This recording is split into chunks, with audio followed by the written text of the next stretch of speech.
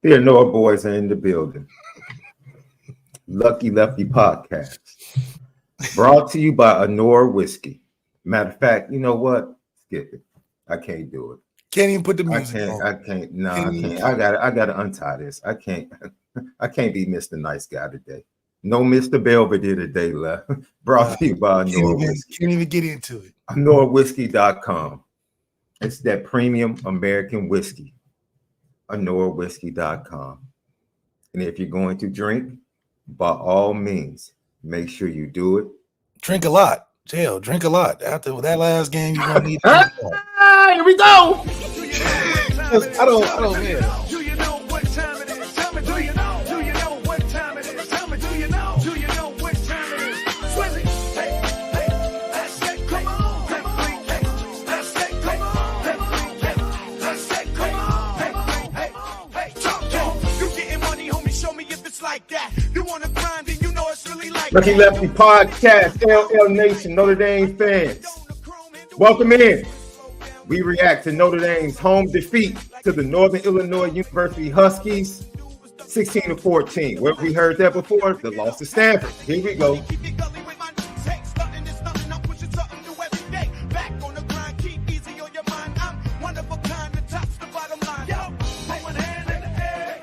Onora Whiskey, ONORAwhiskey.com, Patreon.com/Lucky Lefty Network. You need to go sign up right now. $5 for Lucky Legends, the podcast players.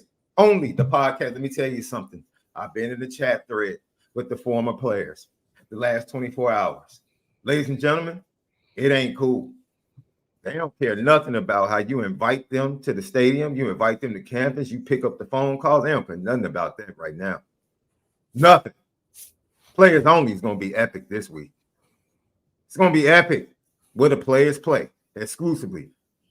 It's going to be Patreon. You need to go sign up for Patreon right now just for this episode that's coming. I'm telling you, it's about to be epic. The things I said yesterday, man, stuff like, yo, dude might not survive until Monday. Might be hyperbolic, but I'm just saying, hey, I'm just saying, patreon.com/Lucky Lefty Network.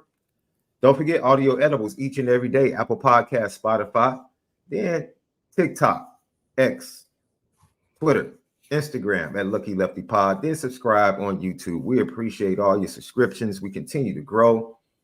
Hit that thumbs up for us. It helps with the views. Lucky Lefty Podcast. You already know we are the home of the misguided passion, but especially today, we are fully committed to making sure that we spin it different. Hey, somebody got something to say. That's all I'm saying. And as a producer, I'm bagging out the way. Because I know it's a lot of people in the chat that should be typing a lot of apologies. That's all I'm saying. That's the first thing. A lot of apologies should be in that chat. Apologies. We'll save them. Go ahead. First questions, GTB questions, put them in. Super chats, put them in. We'll get to them immediately as we see them. But I need to see some apologies. That's right. We need to see apologies. Some egos and some humbleness and modesty come out of some of the chat members. First of all, shout out to our guy Jack Cohn, man. That legend grows each and every day because, man, what his expectations were compared to where we are in 2024, he has blown them out the water, truly exceeded them. And the more that we to get farther from that, the more we should appreciate, the Jack Cohn show that we were given. So that's the first thing. The second thing,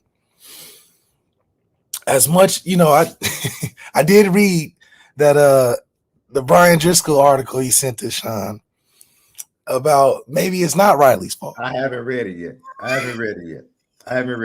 Hey, dude, we did this last year, bro. We just don't want to believe. We just don't want to believe what we see. Left, I was real quiet. Yeah, I was real quiet. Remember when I would leave practice and I would call you and I would tell you, dude, missing easy passes. This was the first day. I didn't want to cause hysteria. Go back to the next practice. Man, this dude is missing wide man. He's man, this is in shells. This is like 7-on-7. This is not even with a pass rush. I'm like, dude, he's missing passes, man. I'm like, Left, I don't want to release that to the public, bro, because I don't But want it issues. should have been released because you know why? We fall in love with the media propaganda. We fall in love with what we see. It's what it say. Believe a third of what you hear and less of what you see, or something like that. What's it saying? I can't figure it out right now, but I'm gonna get to it. The point is, guys, we went into this season again having unrealistic expectations for the talent that we had. Last year, we talked about what? It was Sam Hartman's opportunity to do something that the team needed. Now, we're talking about what the team needs to grow. What the team needed to grow last year was an impact player at the quarterback position because we had 3 games on the roster where it was going to be determined by how well the QB played, regardless of whatever else we did. And what those 3 games come to? Quarterback play, no matter how you slice it. Yeah, we ran the ball great against Ohio State, but if a quarterback played better, we would have won that game, period. We get to the offseason. The biggest things in the offseason we needed to address was what? Passing outside the hashes, throwing the ball downfield, things we have dealt with for the last, 9-10 years. We do all the steps except the main one. We get the receivers. We get the receiver coach. We clear out the decks for the guys to be competitive and to be in the right spots. But we got the offense coordinator. Hell, the way we set up our offseason was a slam dunk grade A to anybody's standards in college football. The main issues we needed to address, we felt like we addressed them in recruiting, coaching, organization, TV deals, apparel deals. Everything was down the line. The young linebacker play, promoting Mike Mickens to the secondary, getting Marty Biaggi in there, getting Max Bullock activated with those young linebackers, getting the recruits like Kedron Young in the school. All the steps that we took except the major one. Our biggest thing was closing the gap between receivers and quarterbacks. Closing the gap. We go to the transfer portal again. I told you it was a problem. What other college football coach in America is going to the transfer portal 3 years in a row? You can't fix the problem in 3 years. That's an issue and a blemish on the program and your recruiting and everything you're standing on. And I told him that. This transition we're going to into this year, Steve Angeli has been prepared for the moment. This was the year to put on display the quarterback room development. Remember last year, I didn't put the pressure on Gino Guidugli. I said, this is not Gino's fault because we got a hired gun that's trained up from somewhere else, and we're just making it work because how much can he really influence when Gino Guidugli doesn't even know the offense that well? He just got there. Gino's is going to start being activated if you put Angeli on the field, Minchie on the field, CJ on the field, because that's that development stage. When you hiring guns, you're expecting that to come in and be ready to go 100%. And it only works when you have a guy that's at that level. We get sucked into the hype, sucked into the media vortex, the tornado of media that's saying, oh, Riley Leonard is somehow all out of nowhere. The guy we just beat, by the way, the best quarterback in the transfer portal. Oh, we even had Riley before the season ended. So where was the QB evaluation at? If I'm thinking as a logical college football player, college football coach, whatever, if the gap between making my offense the next level or being in the same place, because the two constants that Notre Dame always has had for the last 20 years is running game and offensive line.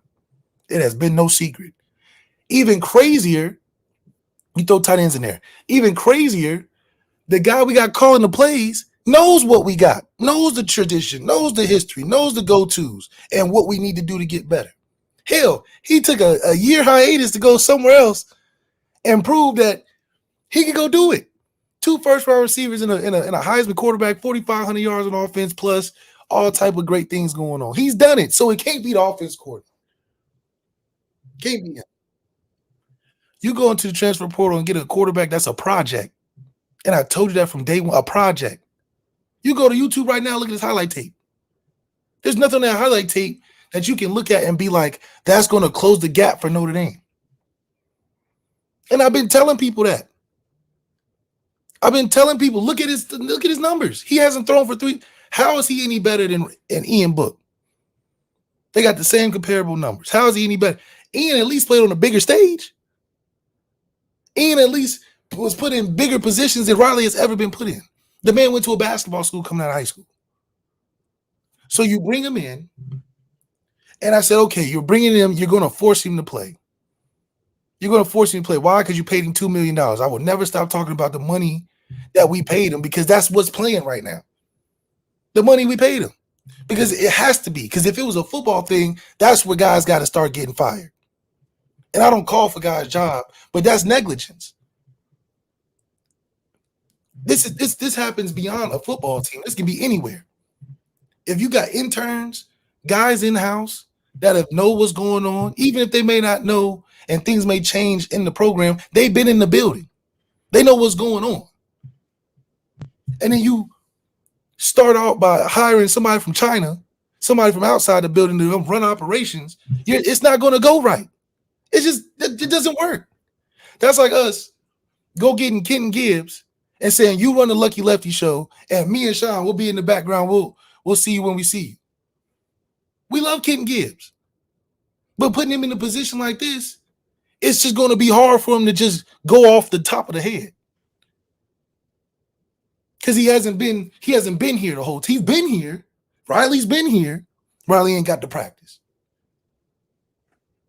So now, like I said, we bring him in, we force him to play. Now, I keep telling you, how is he any better than Angeli? How is he any better than Angeli? Angeli knows more. Angeli can do this. Angeli can do that. Yeah. Oh, Riley's just head and shoulders. Head and shoulders. He's more athletic. He can run around. There was red flags all over the place. How can you come in on a short amount of time off an injury, taking a third of the reps, and go out there and throw 400 yards, 5 touchdowns, play perfect, be on point, get everybody involved on a third of summer camp reps? I said the only way it can make it work is if they did what they do for Dylan Raiola. If he's the guy walking in, he's the only guy walking in. Dylan Raiola got the day 1 reps his first day on campus and never took I guarantee you, if we went to Nebraska right now. Who's the backup left? Don't have no clue. I know every backup till we get to 5. I know every backup till we get to 5 at Notre Dame. I can't even tell you if Nebraska even has a backup. They act like they don't have no backup. They've been talking about he's Patrick Mahomes and playing everything, playing all the side-by-side Patrick Mahomes does. He just got there. He's 1-0. But the reason why they can do that is because they didn't play around and been like, sit up at the podium, oh, this is competition. Anybody can go out there. They just got to be the best practice player of all time, and you can be a starter, and you just got to compete every day, and everybody's going to get a chance. Not at quarterback.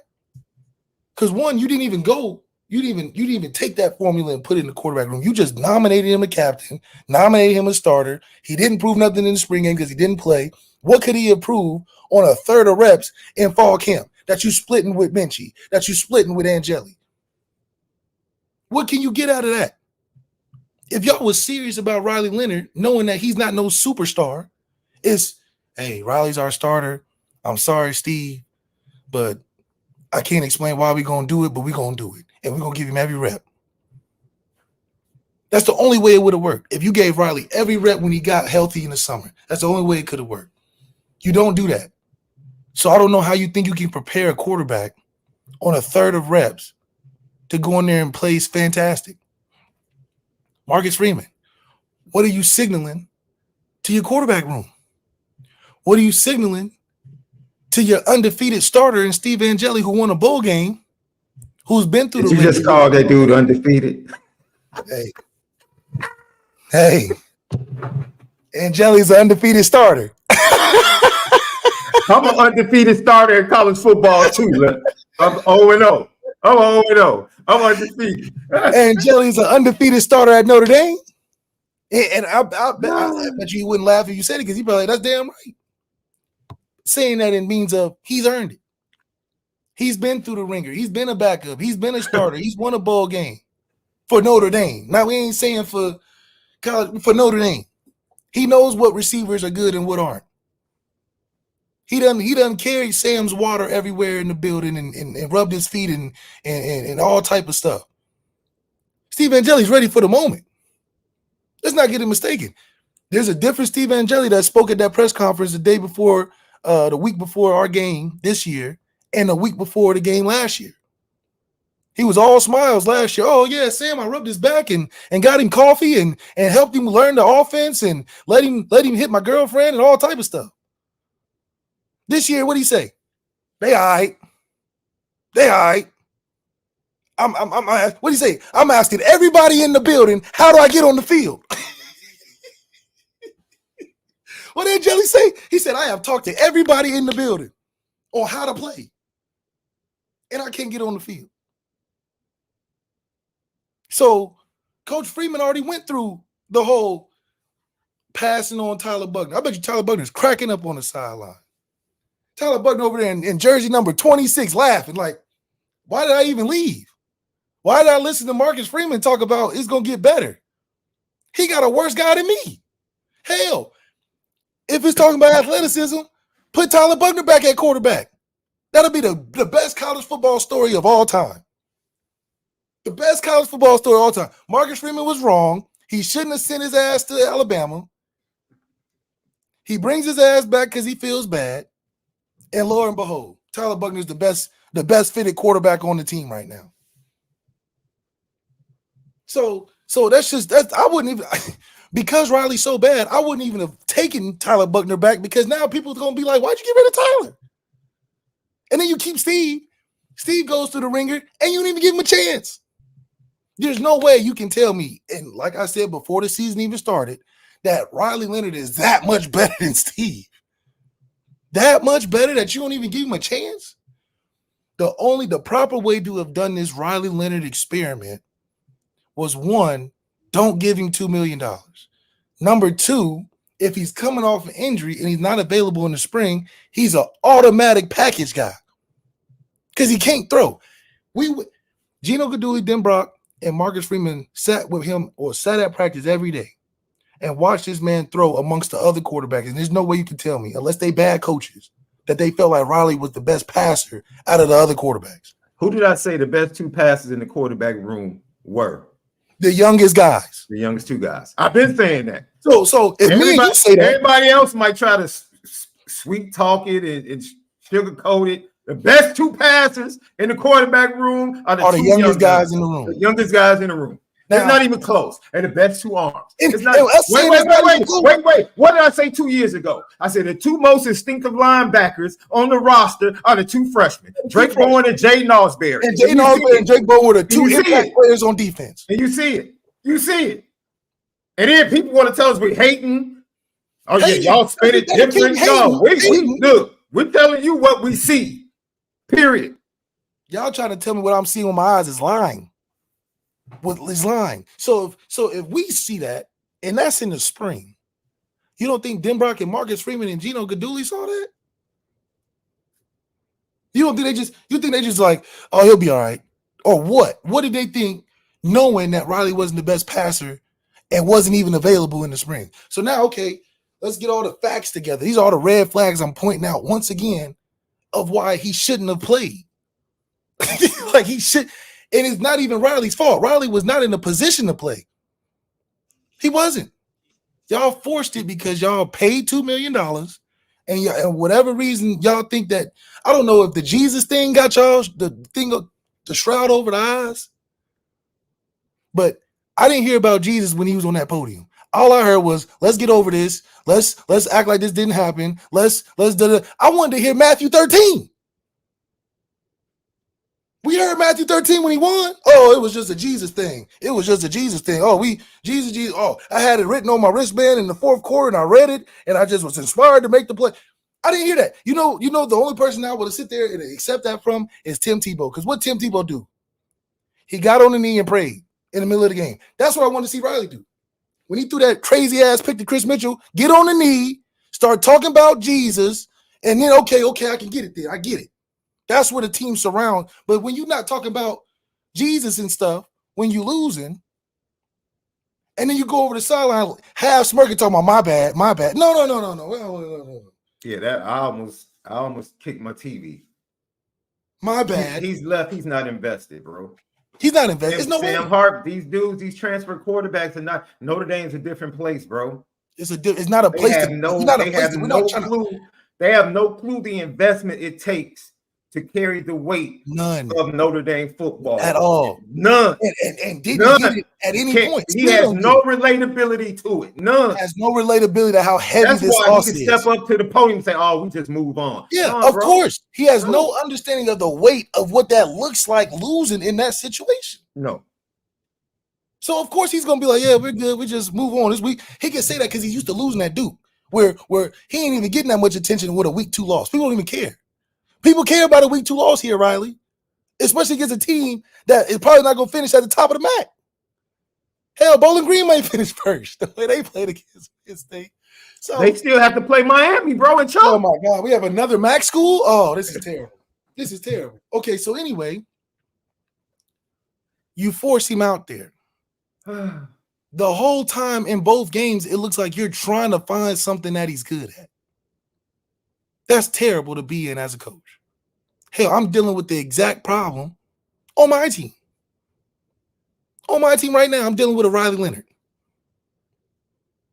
And the problem is fixed by moving on or adjusting to what he's doing well. What he does well is what he's coming off injury with. That's a red flag to me. When he says, "Let me take off the red jersey," that's a red flag to me. You coming off an injury begging to take the red jersey off? Man, I'm not playing you. Because you ain't serious about because that just tells me you're not serious about what we need to be like to get better as an offense. I kept telling people, what's the impact of Riley running around when we have 2 running backs that are way better at running around? I don't want to see Riley run around when I got Jeremiah Love and Jadarian Price. You know how hard it was to recruit those 2? Not to mention the other stable running backs we got. And you telling me you want to put the offense in a guy who can't do what the running backs can do? So what's the value of Riley Leonard to the offense? I will ask again, because this is the question I had before I was called a hater. At least Steve can command the offense, knows the calls, knows the checks, gets the ball out of his hands fast, doesn't try to be the hero of the team. And we can live with that. And it would have been smarter to play Steve, one, because you can connect to the team. You don't have to shit on your quarterback room. And you can show development. And if anything, you can rely on him not playing well. Okay, he's not the guy yet. We got younger guys that are developing under him. We know Steve is limited, but Steve's been here and he's the most capable. Riley Leonard will be the added sugar to the Kool-Aid. Steve's the Kool-Aid. Riley's the added sugar. You just put sugar straight in there and said it's gonna taste good. Without no grape drink. Fun dip. You put the cart remember the old school candy Fun Dip? Yeah, it's Fun Dip. Sugar. It's just sugar. And they gave you this big stick and you just go down there and eat it. That's that cat. He's Fun Dip right now. He's just Fun Dip. And that's what he's playing like. He's just having fun. He don't really care about nothing. He's just having fun. That's all he did. Fun Dip. And what's crazy about it is, I told you he was Optimus Prime before he got here. He's Optimus Prime now. He'll disappear for 3. And he told you. He said, I'll disappear for 3 quarters and come back in the 4th with a shebang. Optimus Prime. Optimus Prime. You can't find him at all in the beginning of the movie. Everybody done got their ass kicked and down in the depths, and he just dropped from space. He just dropped. Finally, you get here. Finally, after the world about to end, the bad guys almost won. Everybody's beat up. Now you come trying to save the day. And he told you, he said, I'm not good for 3 quarters, guys, but the fourth, I'm going to show up. That's not winning football. It's not winning football. And now you put him in a position where you gave him a captainship that I told you he didn't deserve. I told you he didn't deserve it. We placated to it because, oh, okay, he must be some kind of special because he got it and the team likes him. That's that wool over the eyes. Because the bullets wasn't flying. When the bullets was flying, who was going over to Riley being like, let's go, Riley, you Jesus, man. Let's go, Jesus, man. Nobody. Wait. Remember, coming out of the winter, going to spring practice, multiple players said who was the leader during the winter workouts. Who was the team leader? Multiple players said Steve Angeli. Multiple. And all of a sudden, it was this tremendous shift. Just a tremendous shift. Everybody just moved on from Steve in the winter workouts. And somehow Steve just became irrelevant. It became sorry or whatever. So that just shows you that they wasn't trying to follow the natural team chemistry of what was supposed to happen. Steve was supposed to be the natural team leader, the quarterback going into the season. If you're that thirsty and desperate to play these sorry-ass transfers, he's transferred for a reason. You play the sorry-ass transfer, work him into the fold. Denbrock and Gino Gaduli told you, we need continuity. We need some consistency. You can't get that with a guy with a third of the reps. What are we talking about? That infects the whole team. Receivers look worse. The receivers look like how they look like every year when they don't have a quarterback. They stop running after a certain period. They can't get no separation because they know that the ball ain't coming their way. Nobody wants to be out there just running around. I guarantee you, Chris Mitchell, after that crazy pick, let's see if he got separation at all after that. Did Chris Mitchell get open after that pick that Riley underthrew? That was funny. Probably not. Somebody in the chat said we lied about the wide receivers. You need to go watch the all 22, bro. Wide receivers were open all day against Texas A&M. All game long separation. All game long there was separation. All game long. How many open first drive of the game? How do you throw the ball behind Greathouse wide open 5 yards behind him? Not 5 yards in front of him, 5 yards behind him. From a clean pocket. Because you know what? And that's the biggest crux of this whole thing. Riley Leonard was always a average quarterback. He was an average quarterback on a bad team, which made him look better. And I told King Gibbs, I can't wait till King Gibbs back on. He's just a Fiat with a Hemi engine. But he's still a Fiat. You put a Fiat in a Mercedes car lot, it's going to be noticeable.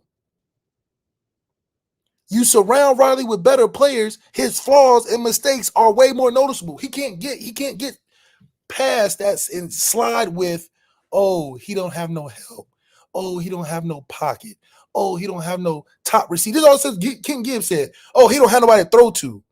Well, he has guys to throw to now. What's the problem? Oh, he don't have no offensive line, so he has to run around and make plays. Well, he has pretty clean pockets to me. You get exposed. This is the Notre Dame quarterback position is not for the faint of heart. This is not a lottery position where you just get slotted into the position because it's the best position in sports. No, this is a lot of reason why people don't want to go there because of this exact reason. Now, unfortunately, it's being put in a bad display because we keep throwing one-year guys out there. That's why the difference with Marcus Freeman would be changed if you don't throw a one-year guy out there. Everybody knows the formula for a transfer quarterback is 2 years. Denbrock is probably telling Marcus Freeman that right now in his office. Dude, it took me 2 years with Jaden Daniels. And you over here trying to make what I did with Jaden Daniels in this last year, first year with a guy who isn't better than him. What are we doing? Put Angeli in the game. Get us through this. We'll have Riley assist in parts of the game. Because I don't think Riley is just unplayable. but you're asking him to do everything. You're asking him to cook the dinner. He only know one recipe. This man only know how to make the banquet turkey and gravy. You ask him to make the green beans, the cranberry sauce, the stuffing, the mashed potatoes, the macaroni and cheese. He said, dude, I only know how to make the turkey and gravy. Now, the turkey and gravy is a big part of the meal, but it ain't the meal. What are you saying, Left? If that's the best you got in your wide quarterback, if that's what you're telling the fan base. This guy gives us the best chance to win. So it's either you're lying or you played it wrong. What are you telling the dude? What are you telling Steve Angeli, who just went and won a football game? I don't care who they played. He went and won a football game. F you, we don't believe in you. F you, we don't believe in you. F you, we rather take a chance on a guy we don't know than you. Then tell him to go. You did it to Tyler and Drew. Tell him to go. Steve Angeli stayed because he knew he was better than Riley Leonard. How about that? Steve Angeli was at that game versus Duke. He saw Riley. He said, man, I'm better than this fool. Why would I leave? What did I tell you? Sam Hartman was really telling Riley Leonard when they walked off the field at Duke after he was injured. Hey, go get your lottery ticket. Go ahead, get your lottery ticket. Go get your lottery ticket because they're gonna take real good care of you, dog. They're gonna boost you up. You're gonna get the most media attention you ever got without playing. And then hell, we even gonna get you drafted. I'm tired of getting guys drafted for 1 year, not earning nothing. Period. Let Steve go in there and show you what it means to go through the fucking ringer. Going through the ringer does make you a better player at the end of it. Look at Javon. Javon, the receiver, what's Javon's last name? Baker, something like that. Williams, something. Javon, what's Javon? The receiver name? Notre Dame. You see your face? See your face? yeah. That's what I mean. Like what? You got to use a Notre Dame wide receiver as an example? As an example, didn't play a lick his whole 4 or 5 years. Javon McKinley, that's who you didn't play a lick his whole year. He played his senior year after being put through the ringer of not playing, not getting no time, and he was a major contributor his senior year and got drafted or got picked up because he'd been through the ringer. It's proven. What guy have we ever taken for 1 year and made the team leader? Mm-hmm. That's forced. That's why you should get let go because of that. Crucial coaching mistakes, lack of understanding the importance of your quarterback position. Nothing told you on tape, and Denbrock is a smart guy. Nothing told him on tape that Riley was going to come out and do anything more than what he was doing then. Nothing. And then you got to think, where is the progression of the offense? The progression of the offense, we got to have a guy that can throw the football. Your two best throwers are young guys. Dan Hicks and Jason Garrett. Literally, I could not believe. I don't know who is in control of sports information. There is no way your broadcasters for your school or your network should utter the words out of a meeting with your offensive coordinator and share the information that they shared when they said Mike Denbrock told us in our meeting that Riley Leonard is who he is. What? They should have, the back phone in the upstairs should have been ringing immediately from somebody at Notre Dame. Like, whoa. What you? Whoa, no, don't say that. What are you doing? You spent $2 million. You can't killing us, Petey. You're killing us, Petey. You're killing us. No, we keep that in the house. We supposed to keep that in the house. I don't care if that is the truth. You don't say that. He is who he is. He's a runner. What that translates to? And we're going to have to elevate him in the passing game. What? You don't say, oh, the cat's out the bag now. Because that's out the bag. Cat's out the bag now. If the OC feels that way, this is why you call in the question, because everybody's like, Denbrock was horrible. This cat, Denbrock, is trying to figure out, I don't know, what do I do with this? What do you want me to do with this? Because my hands are tied. He is what he is. We have to figure out how to elevate him, the guy we paid to come elevate us.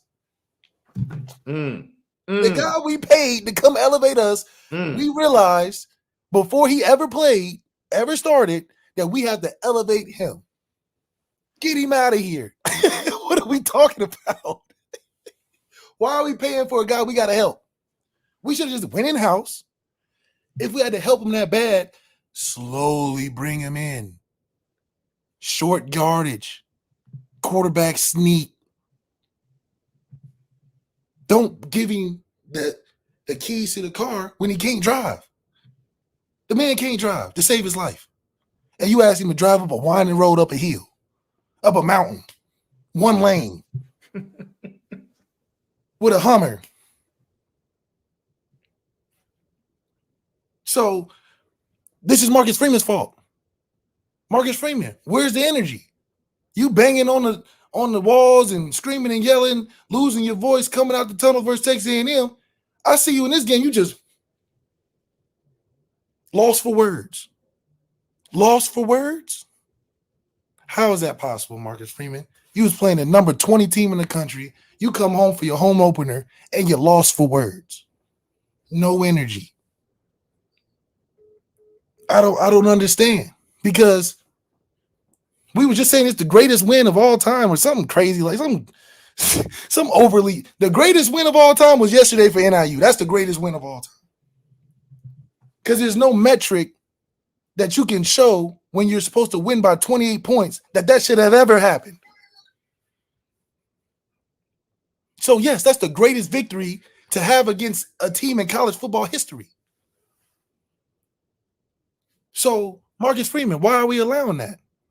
It's because of the ego of, it's okay to say you messed up. I would go to the podium after that loss and be like, guys, I messed up. I shouldn't have played him. We're gonna get to the press conference. I'm letting you have your way. This press conference, I'm calling BS on every. There was one person that spoke the truth in that press conference. One. Everybody else was on BS. On BS. Everybody else was on spin control. You can't spin control this. Not this. You can't. Not this. I do. You can't spin control this. Because we don't believe you. You need more people. We don't believe you anymore. No, with all the mantras and stuff, we don't believe you. All that shit.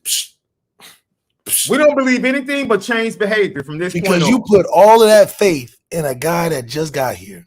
That's why. If we lost this game and it was Steve Angeli and he's working through and da da da. You know why? You know why? Because he watched Craig Krenzel at Ohio State.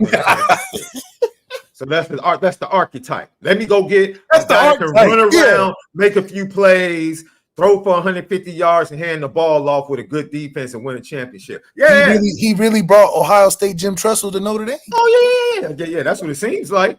That's definitely what it seems like. Because all we doing is running like we got Beanie Wells and Maurice Clarett back there. That's what we running like. That's what we acting like.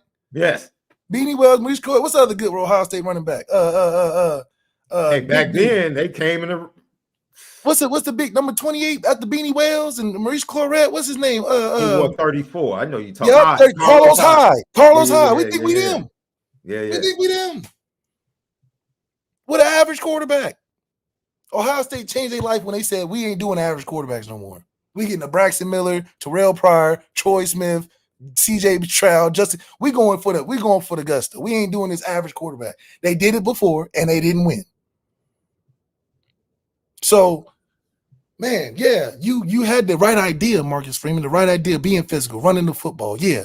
But that was already ingrained in Notre Dame. Your job was to elevate what was already ingrained in Notre Dame, offensive line, tight end, and running back, take it to receivers and quarterbacks. That's your elevation. Defensively, you got it together. But at this point, we're putting the defense in so much turmoil that they're even playing bad. They're even being ineffective. So, man, it would be nice if Marcus Freeman stopped listening to Jim Tressel and turned on the Lucky Lefty podcast.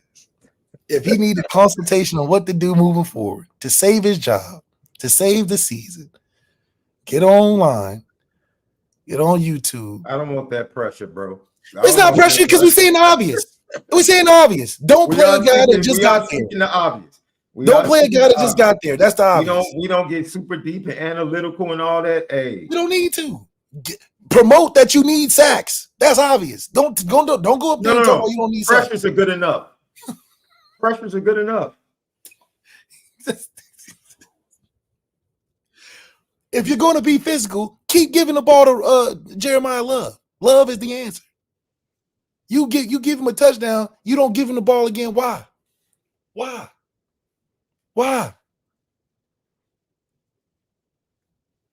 Unacceptable. Because Marcus Freeman, there's nothing you can say other than I made a mistake. I'm sorry. I got caught up in the whirlwind of the media trying to make me believe I got something with Riley. When in my coaching acumen, I should have known that the best players that are prepared have more time to prepare than what Riley did. Period. That's the crux of this whole thing. You put a guy out there that was not prepared, and you forced him to be in that position. You paid him, and you made him a captain. That's terrible coaching at critical positions. Now, everything else, it's hard to complain. We love you. You got recruits. We got the defense. We got the coaches. But you refuse to handle the quarterback situation with care. There's no reason Dante Moore's situation should ever happen. There's no way we even have a Drew Pine on the roster if you're the head coach. There's no way we don't have more than a couple of recruits that we're looking for to play within the program. You're in year 3 and you can't find a guy to even throw out there.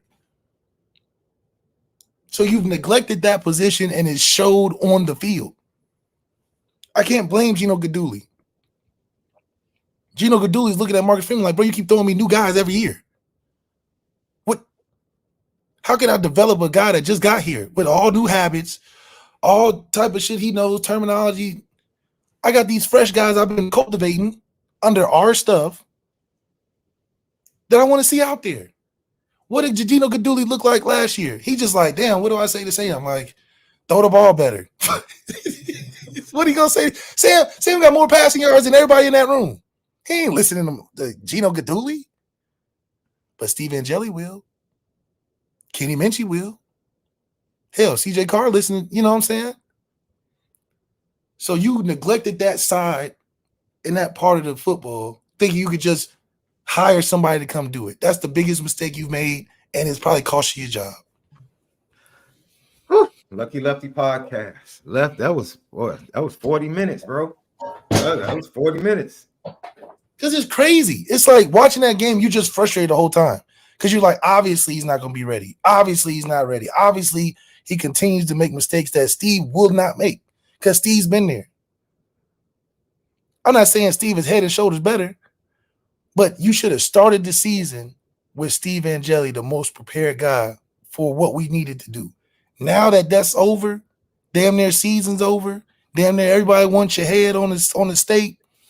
Like you said, you can only play one or two guys now moving forward. Yeah. As far as the fan base right now, the fan base is like, hey, Kenny or CJ.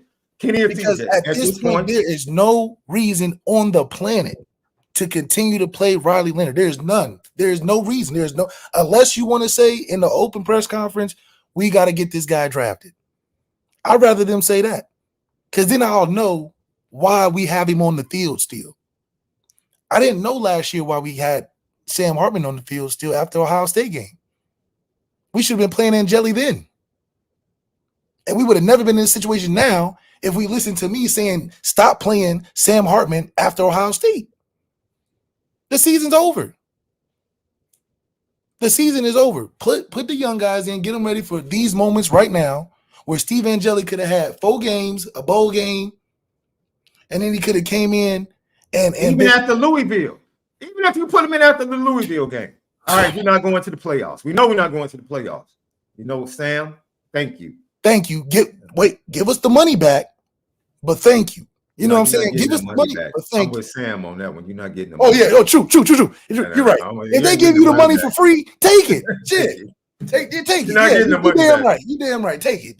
That's you got to teach people when they make bad decisions what happens when you make. You got to keep that. Keep that. That's your collateral. That's your lesson. That's what you got to learn from that. Fast forward, you do it again with a worse player.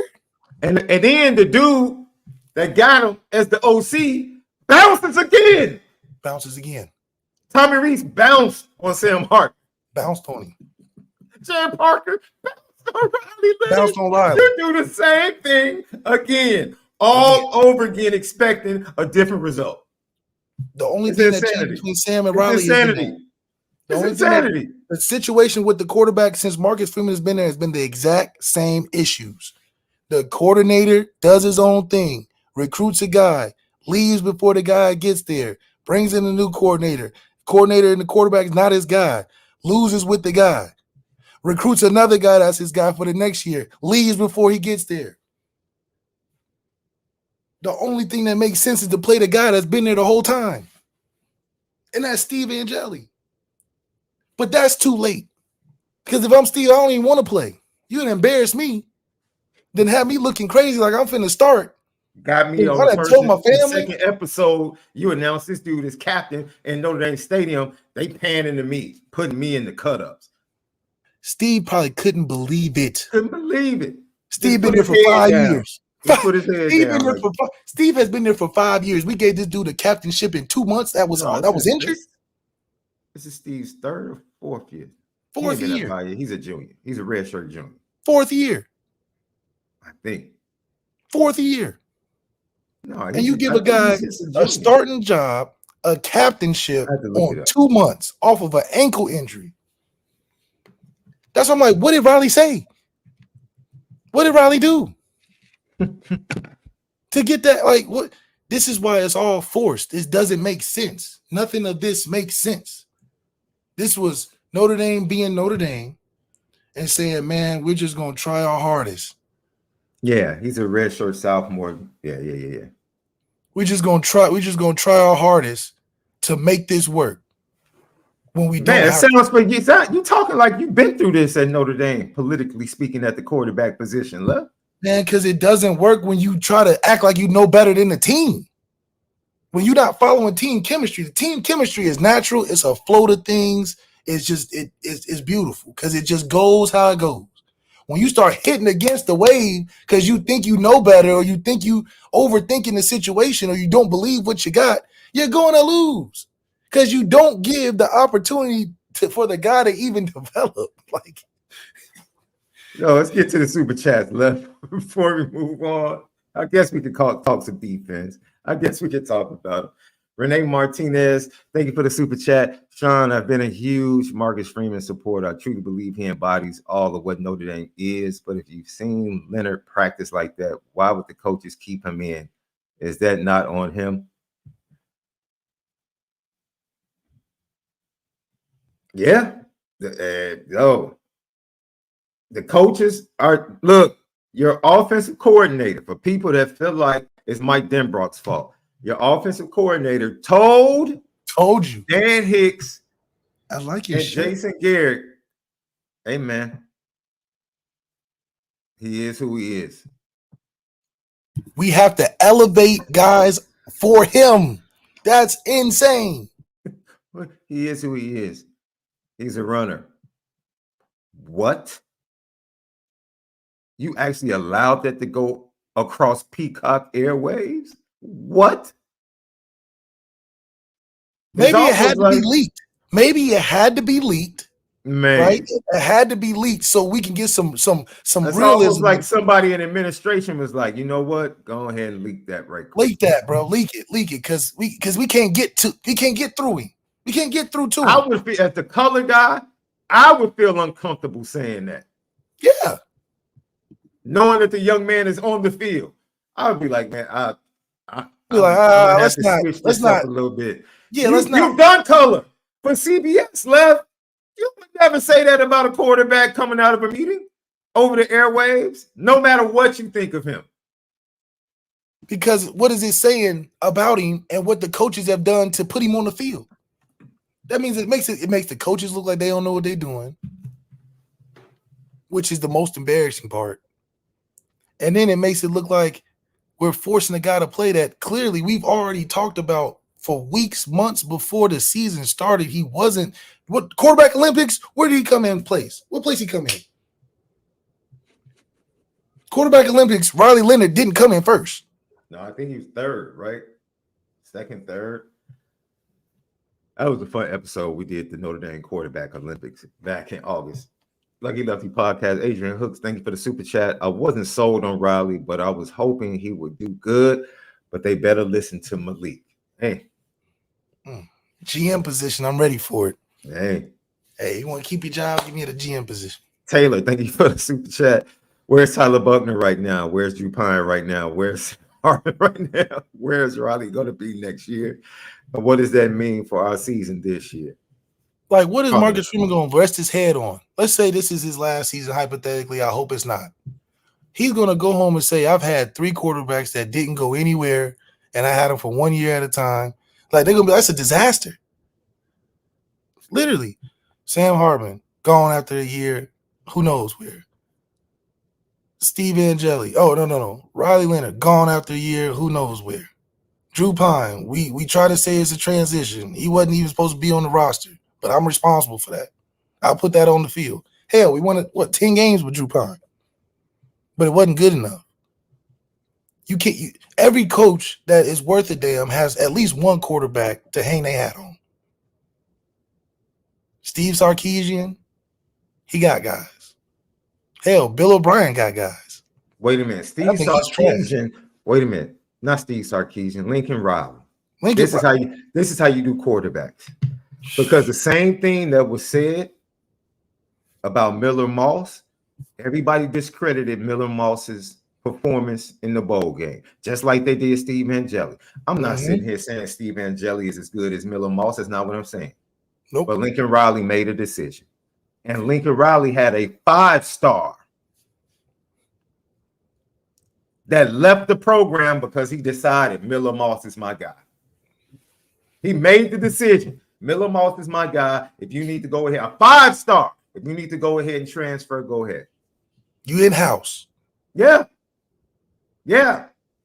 He made the decision. Miller Moss got all the snaps. And now look how well he's playing. Now it looks like the offense is easy. Like they ain't miss a beat. He had all the snaps. They was committed to him. We were committed to 4 guys going into the season. 4 guys, and then we were hyping up Deuce, and Deuce ain't even here yet. We got Deuce all on the field. We got Deuce all in the pictures on TV yesterday. This dude about to decommit probably. It's like, what are we doing? So nobody thought about that. Posting the picture with Deuce Knight. Is that even a violation? Is that dude Notre Dame putting a recruit's picture on the national broadcast? Is that a violation? That has to be close to a violation, but nobody thought, dude, the whole operation yesterday. Whole operation from the broadcast. What are we doing? Because Marcus Freeman can't go up there and say, "Oh, Deuce Knight." He can't do that because that's illegal. But you put him on the national broadcast. You just put his picture with the rest of the squad on the national broadcast. Like he's on the team. I got John Massey super chat. It's crazy. Guess what? You'll never see another quarterback highlight over in Nebraska. You think they're gonna highlight? There is no quarterback battle, dude. There is no quarterback battle for the next 3 years at Nebraska. And watch how good Nebraska get.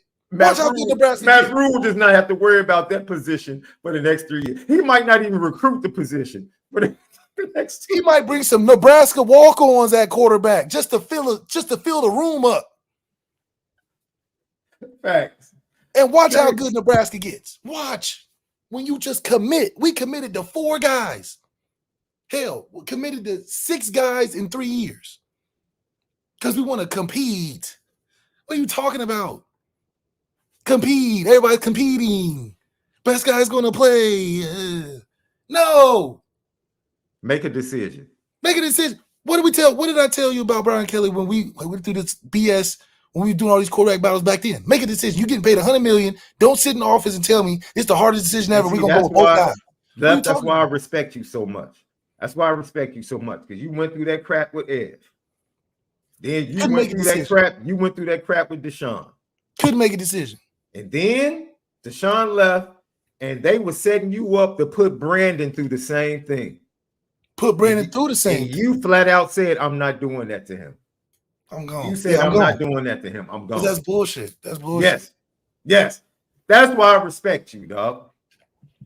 That's And why I that's the only reason why respect you. Ian played for 4 years is because I didn't set the thing back another 2 trying to play with Brandon and all that shit. So the only reason why Ian got that clear 4 years is because I didn't stay. So they couldn't do the Brandon and me thing for a year and then do the Brandon and Ian thing for a year. It was like Brandon got a year to do it. He like him, you don't like him, whatever. His second year he couldn't do it, move on. And that reset the whole order. Reset the whole order. Now it's just we messed it up again, hiring people that ain't fit for the job. That's just what it is. Like John Massey, thank you for the super chat. I refuse to believe Kenny and Carr aren't 10 times better, more accurate, and go through progressions. Apparently, we should have got Cam Ward.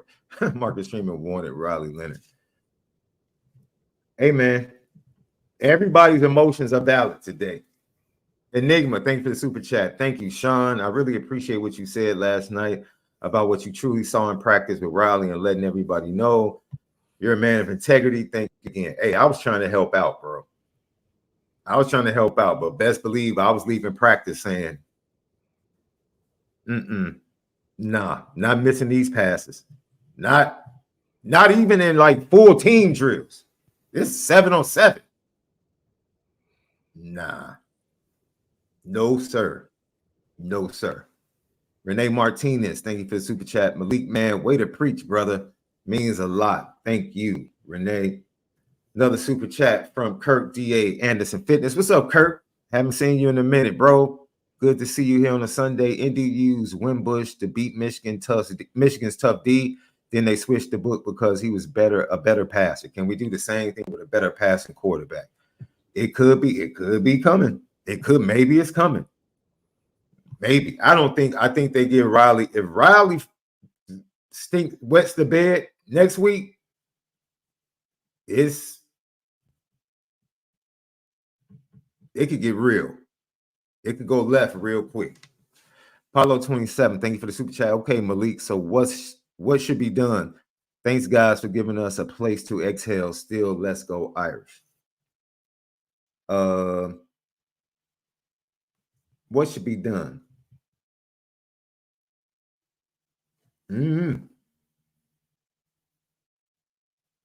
Hey, Elizabeth, I'm with you. At this point, I'm with you. John Massey said Rowley should pull a Biden and medically retire. What's best for the country? sorry. Yeah, look, I'm telling you, I stood next to people in practices and sat there and watched. And it was just like, I can't. No, you can't. Am I on mute? You on mute? You might have to come back in, bro, because you're not on mute. Come back in? All right, come back in. All right. So, yeah, ladies and gentlemen, I didn't say anything because, like you said, he's just coming back early in camp. Give him a time. You know, we have limited access. I think we're only granted 4 practices, 1 full practice, which is absolutely ridiculous that we only got 1 full practice. But I'm grateful for that full practice.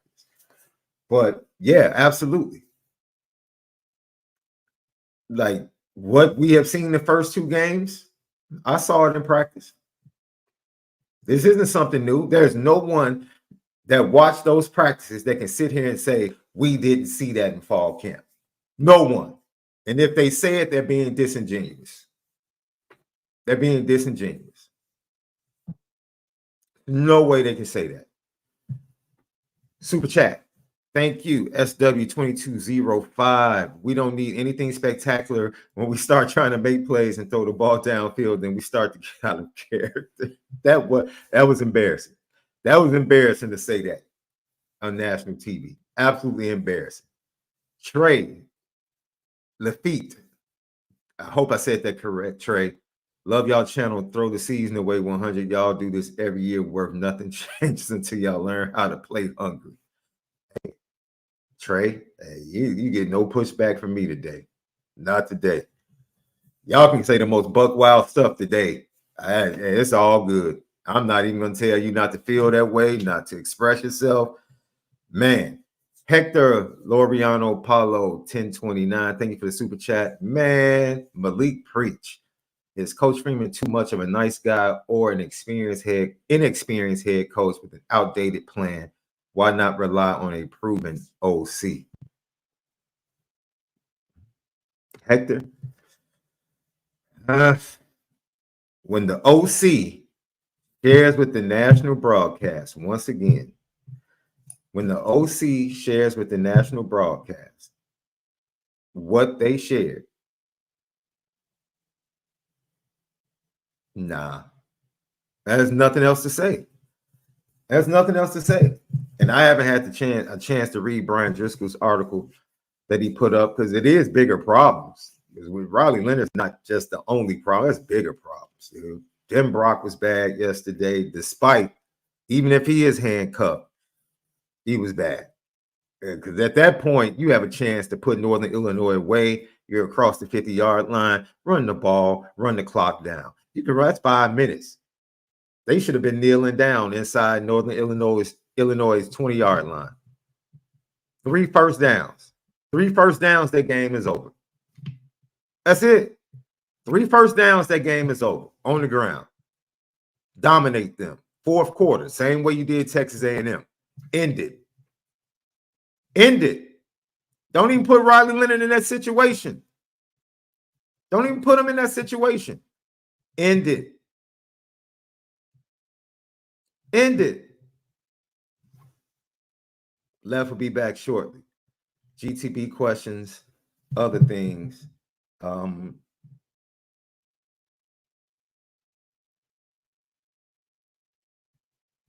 Bro, it was a rough time for your boy at church today. I can tell you that. I had to eat a lot of crow at church today. And I'm headed to my mom's house after we finish the show today. And the Northern Illinois alums are sitting there waiting in the kitchen. Notre Dame has done me dirty, ladies and gents. They have truly done me dirty. They've done me dirty. Lucky Lefty podcast. Did we have some more super chats come in that I missed? We don't need anything particular when we start trying to make plays. Oh, yeah. I put that. I'm sorry. I got through these.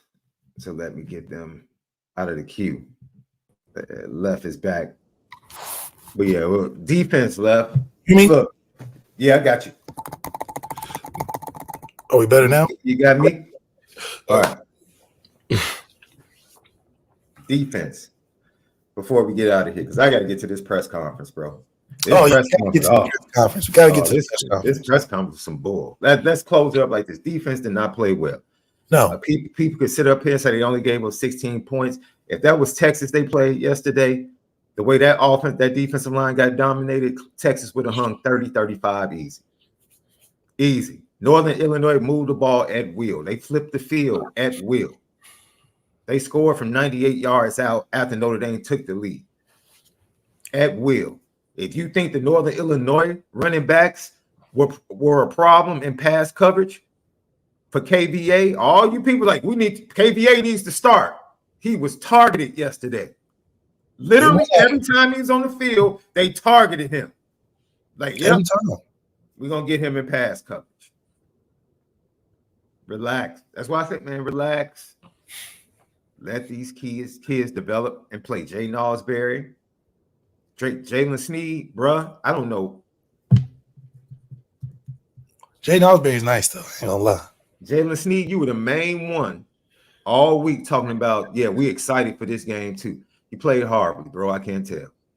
He did play horrible. I can't tell. You played horrible. I can't tell. He did play horrible. He did play. You know who did try to step up and make a play? Drake Bowen. Drake Bowen. Drake Bowen. Jay Nosberry.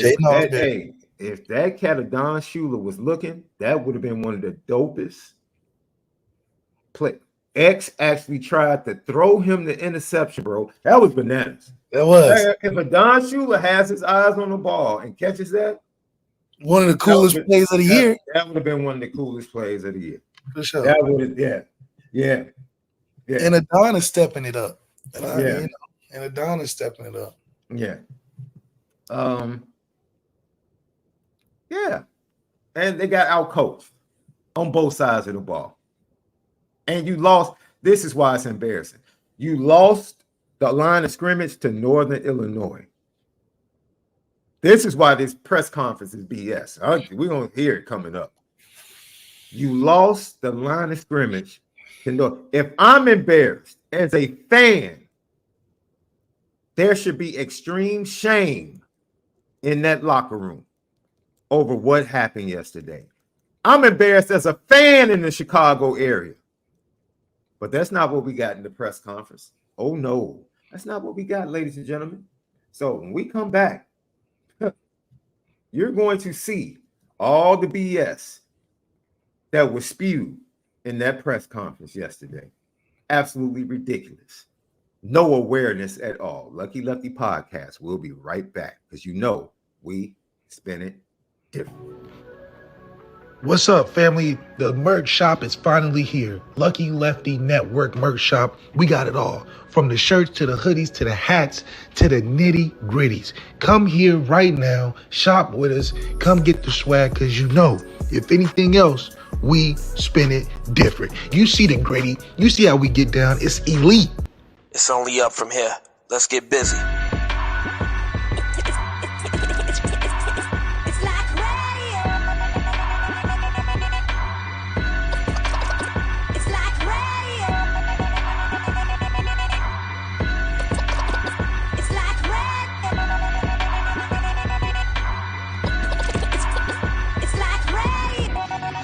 Lucky Lefty Podcast. Sonora Boys in the building. Subscribe on YouTube. Hit the like button. Let us know what you think. Leave your comments, questions. We respond to all. Lucky Lefty Pod, Instagram, Twitter, X, and TikTok. Players Only, the podcast. Lucky Legends, the podcast. Right now, exclusively at patreon.com/Lucky Lefty Network. Once again, Lucky Legends. Great stories of the past from former Notre Dame players. You need to log in. This week, they're going to be talking about the loss that they carry. The one loss at Notre Dame that they still carry to this day. Is apropos after this defeat to the Northern Illinois Huskies. But also, I'm telling you now, it's going to be epic. Just $5 per month. You get great content from former Notre Dame players. Go to Lucky Lefty go to patreon.com/Lucky Lefty Network right now to get that exclusive content from former Notre Dame players. Apple Podcasts, Spotify, audio edibles each and every day. Locked in on CFB Nation. The sun is getting ready to set here in Chicago, and it's directly in my eye. I apologize to you guys out there. We're the home of the misguided passion, and we're forever committed to making sure that we spin it different. Let's get to it, man. Press conference BS. Where do I start? We started at the top, Left. This is how Marcus Freeman opened it, Left. This is how he opened it. This is just, man, it was a snowball just getting bigger with the players, the coaches. It just got worse. Obviously disappointing in the performance. It's our job as coaches to make sure these guys are ready to go. And we got to go back and evaluate the way we prepared and figure out exactly, the mishaps occurred in the preparation. I've always said performance is a reflection of preparation. And, so we got to figure out where we failed in preparation, but it's disappointing. You go from the highest of highs to the lowest of lows in a tale of 2 weeks, but, we got to own this thing as coaches and players. We got to own it. We got to fix it. I've been here. We've been here before, right? We've been here before. Now it's time to get it fixed. We got to get it fixed and get back to playing football the way we know how to play. We've played before, and we can and we will. I don't believe you. I don't believe you. I'm sorry. After supporting you, I don't believe you, sir. I just don't. I fully support you, got your back, but I have to be honest. I don't believe you. I don't believe a word of that. We've been here before. We've been here before. This isn't Clemson post-game. This is Northern freaking Illinois University in DeKalb, in the boonies. In the boonies. I've been there. I was there last year. There's nothing out there. Nothing out there. You want to talk about what? We've been here before? That's your explanation? No. We need to own this. Oh, no. You own it. You own it. Yeah. Own it. Own it. It's you. Own it. Don't bring in the players. Don't bring them. Y'all come over here in the team picture of blame. Yeah. Coaches, come on. No. On the team picture. Stand before the people and the media and the fan base, say, it's my fault. I'm going to correct it. It's on me. Don't say we got to figure out. Figure out. It was obvious. It's obvious what's wrong. You don't need to figure anything out. And then what? Oh, wait. Because I'm not done. Bookmark that comment. We got to figure out the mishaps in preparation. Once again, the type of stuff that's being allowed to be said in the broadcast. When Zora Stevenson, after halftime, says, I spoke to Coach Freeman, and he told his guys in the locker room, this half is going to tell them who they are. Well, you found out who your team was. You bet. She also said on the sideline that Coach Freeman, after the first two practices, took it light the rest of the week to give the team some rest. Are you kidding? It's week 2.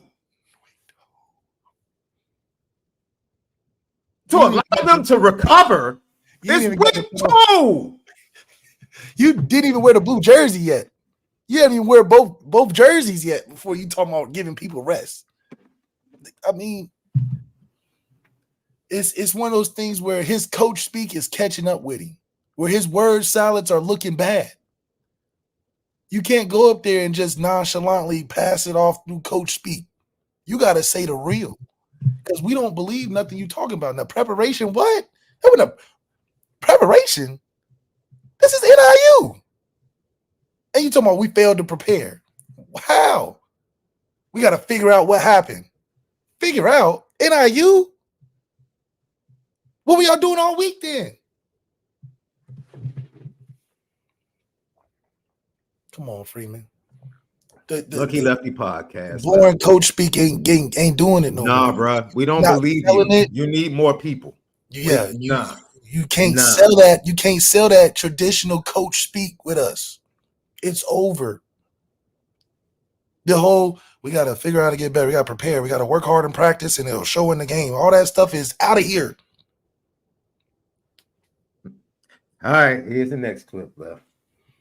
It's right there on the edge. We had the wind at his back. So the thought process being with the wind at his back, hey, if he gets it under this thing and drives it, then there's a shot that he can make it. He's made it. Probably not from that distance, but close to that distance. And with the added wind, we thought that was the best option for us. And then Riley's second interception. 2nd and 1 seems like a good chance to take a shot. Was that the look that you guys wanted, and was it just an underthrow? And then how would you evaluate his performance as well? Yeah. We wanted to take a shot on that situation, and obviously not the execution that we wanted. Obviously never intend to throw an interception, but that's the look we wanted. That's where we wanted the ball to go. We just got to throw a better ball.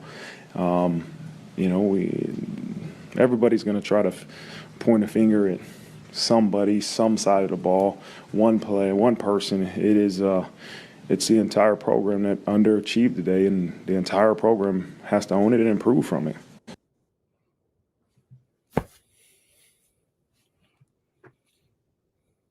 Coach speak ain't working, man.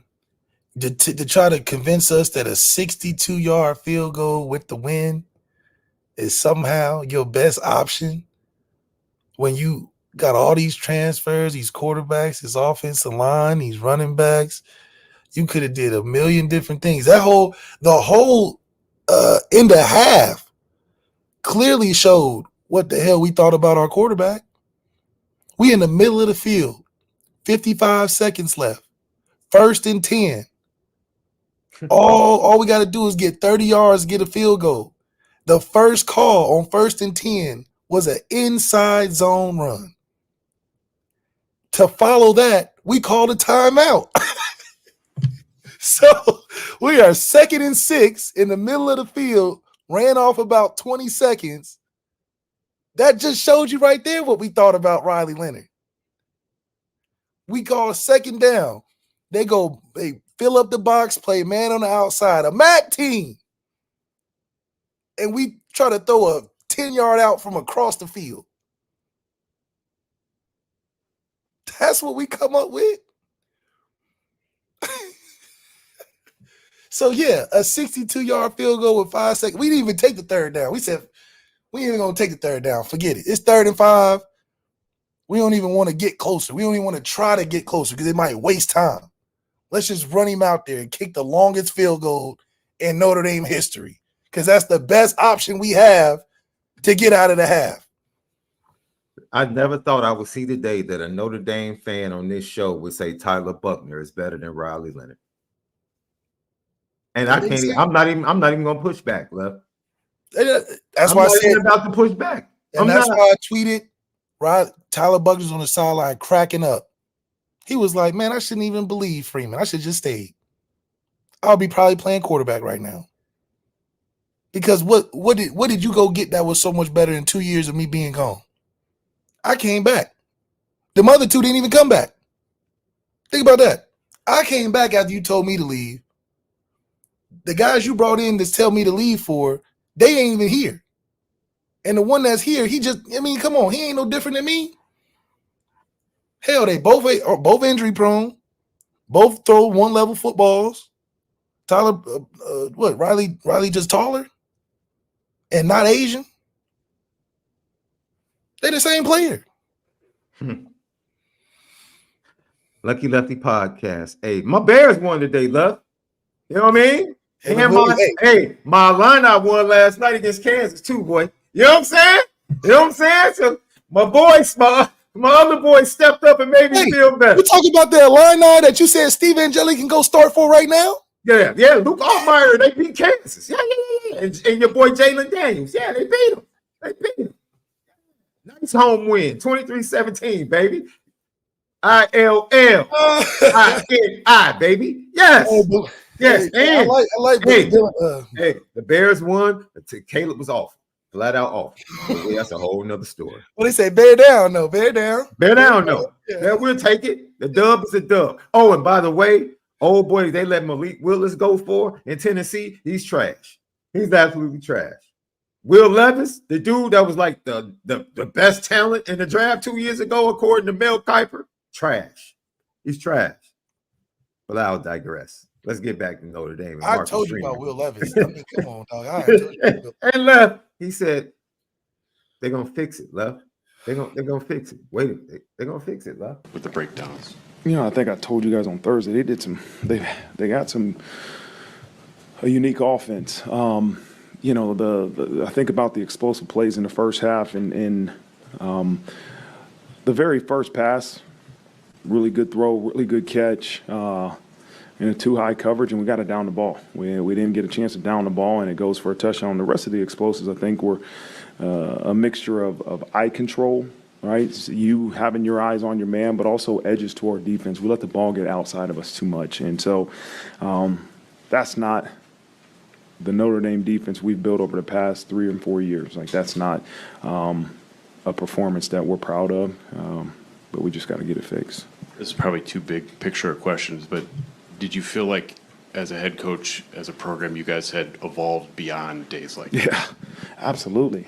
I felt the preparation was exactly where we needed. To come off that big win and come back and have 2 tough practices, which was the only option for us. And, I thought we had a sharp practice Thursday and Friday. How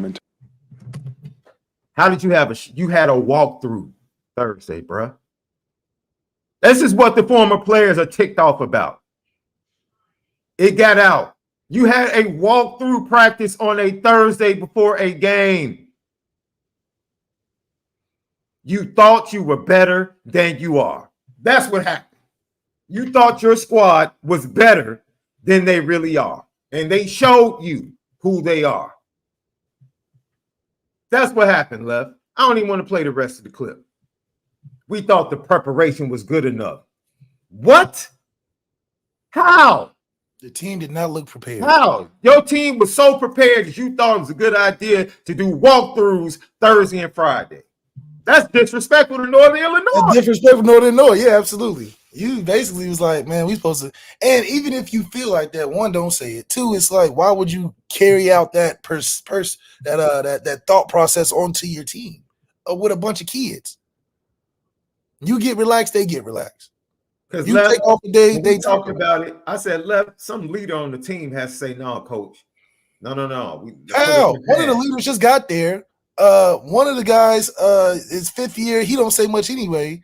And then what are we talking about? I mean, come on, man. Unacceptable. I can't believe it gets worse. If you think that was bad, it's about to get. Let me put this out there now. If there's anyone related to Howard Cross in this chat or watching the show, please leave the show right now. Please leave the show if this is leave the show right now. If there's anyone that is friends with Howard Cross, I'm forewarning you to leave the show right now. Leave the show right now. Lucky Lefty Podcast. I just saw 6 people drop out. Thank you. Please, drop out. Riley Cross. We've been that's here. what it feels like. Riley Cross. He feel like he been Riley double cross. Riley Cross. No, you're right. You're right. They all the same right now. They Riley double cross. He and double crossed us. And he said we've been here. I was already telling them, like, I've specifically damage control. I've been up here for Marshall. I've been up here for Cincinnati, and I say the same thing. Right? We need to prepare like they're one of the best teams in the nation. I don't care if we go against them. I don't care if we go against Alabama. That's how we need to prepare. And we did prepare. We need to really lock in on what we need to focus on. From the top down, we all need to really know what we want. And I think we do. And I'm going to say the same thing I say every time. We know we're a good team, and we can be a good team. And I have full confidence in that. No, you don't. There's no way you believe you're a good team after losing to Northern Illinois. No way. There's no way you can stand up and say, I've been here before. I've been here for Marshall. I've been here for Stanford. I was standing there watching Louisville celebrate last year. I still believe we're a really good team. You're not being honest. You're not being honest. Then you stand there and flat out say, with a straight face, we prepare for them just like we prepare. So you would have done walkthroughs on Thursday and Friday if you were facing Alabama? That's a lie. That's cap. That's cap. This fan base is far too intelligent for that. You can't do that. You cannot sell this fan base that crap. You can't do that. Don't sit here and tell us you were prepared and you prepared for them just like you prepared for Alabama, but you want me to believe you were facing Alabama, there would have been walkthroughs on Thursday and Friday. You want the fan base to believe that. You really want these fans to believe that's how you prepare for every team.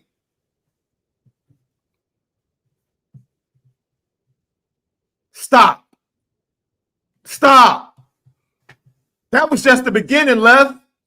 That was just the beginning. Because he's trying to find something to be an excuse. I feel like we prepared, but we need to prepare. I felt like we did it, but we need to do it top down. So you did it or you didn't do it. Did you prepare or did you not do it? Because the game was embarrassing.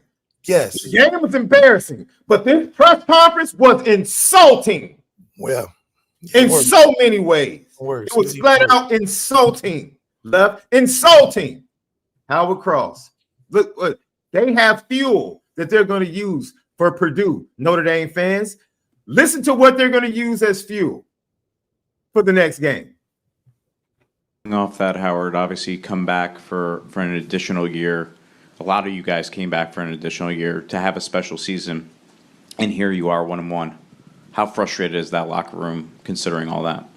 I mean, we're 1-1. All right, we still got 10 games left, or bad math, it'll be 4 games, so we make the playoffs, right?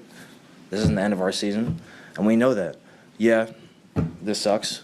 All right, we know that. Everybody knows. All our fans know that. We know that. Like all of our coaches and everybody top down knows that. But I'm gonna tell y'all what I told everybody. Use that. Use what everybody's telling you. Everybody's gonna, like, you're gonna be hearing it all week. Like, we suck. All right, use that. Because with all due respect, 7 days, we're on the field again.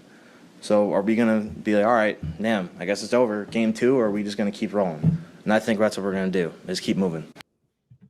Young man, don't insult this fan base as if they're wrong for feeling the way they feel after that embarrassment. Oh, we know when everybody's going to say we suck and we're going to use that for fuel. How about using the fact that you got dominated by Northern Illinois offensive linemen for 4 quarters? You, preseason All-American, use that for fuel. Look inside yourself. Don't talk about the fans. Don't talk about their feelings. You got dominated. That's The fans don't make tackles. If you're a real competitor, I don't have to look outside. You should be embarrassed by your performance. You should be embarrassed by the performance of your brothers next to you, getting pushed 4 or 5 yards off the ball. But you want to sit here and talk about the fans. And they're wrong for saying you suck. They're wrong for booing when you walked off the field. They didn't want to shake your hand. Suck. What you mean? You mad because they didn't want to shake your hand after you did that on the field? Now I'm fired up. Yeah. Watching it the second time is getting me left. I'm going to let you take the next one. How dare you insult these fans? How dare you insult the fan base?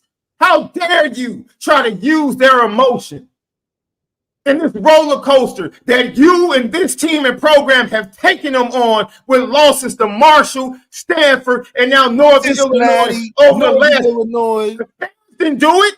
You did it.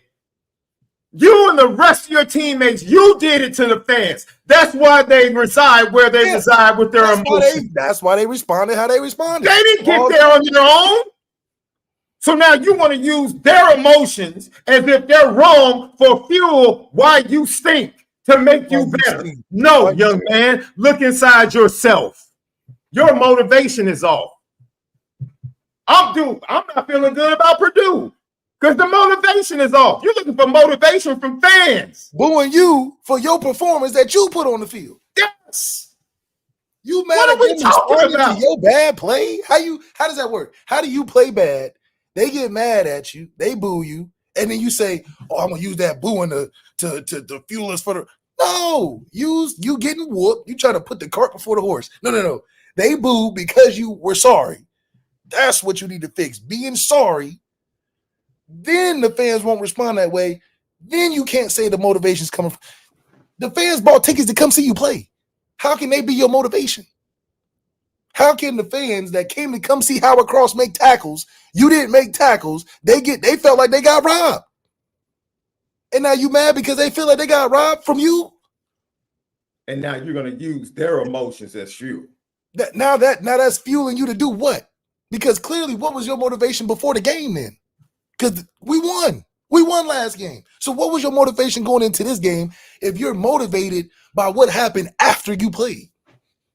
That means you either wasn't motivated in the game to begin with, or you wasn't taking it serious. But you can't say in hindsight, oh, after they booed us, that's going to motivate me. Well, what was motivating you at the first snap of the game? Did the motivation get lost between the flight from Texas A&M back to South Bend? Because I said the same thing about Marcus Freeman. Marcus Freeman wasn't banging on the walls and yelling and screaming in the tunnel before the game. Hell, I don't even think Marcus Freeman stayed at the front of the tunnel. How does it change from week to week? We are 2 weeks in and we've seen 2 different teams at Notre Dame this far. Literally, we have 2 drastically different Notre Dame teams in 2 weeks. No, we haven't. It's the same performance, bro. Same performance. Yeah, no touchdowns. They just got lucky. They got lucky with one. They got away with one last week. Let's keep it a buck. Riley Leonard was just a suspect last week. Mike Denbrock just ran the ball.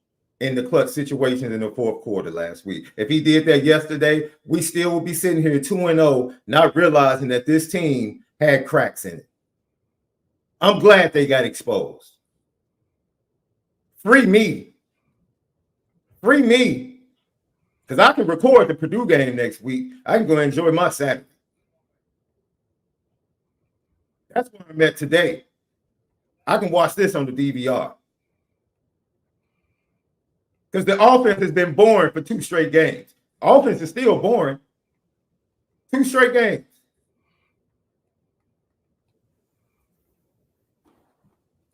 And if you thought it couldn't get any worse, ladies and gentlemen, you thought that was bad? Oh, you got to be kidding me. It was rushed for 190 yards today. What were they doing up front to get that kind of production? I don't know, stretches, trick plays, like not a mean way. Like we knew we're more physical, like physical strength, speed of them. So they needed to use something to try and, catch us off our guard, trick us, or get under routes and everything like that. And again, NIU's a good team. And he was a really good team. They got a good front. They have a really good running back. He's definitely gonna be playing on Sunday. I'm just saying that right now. But they're a good team. And with any good team, we need to make sure we're ready for them.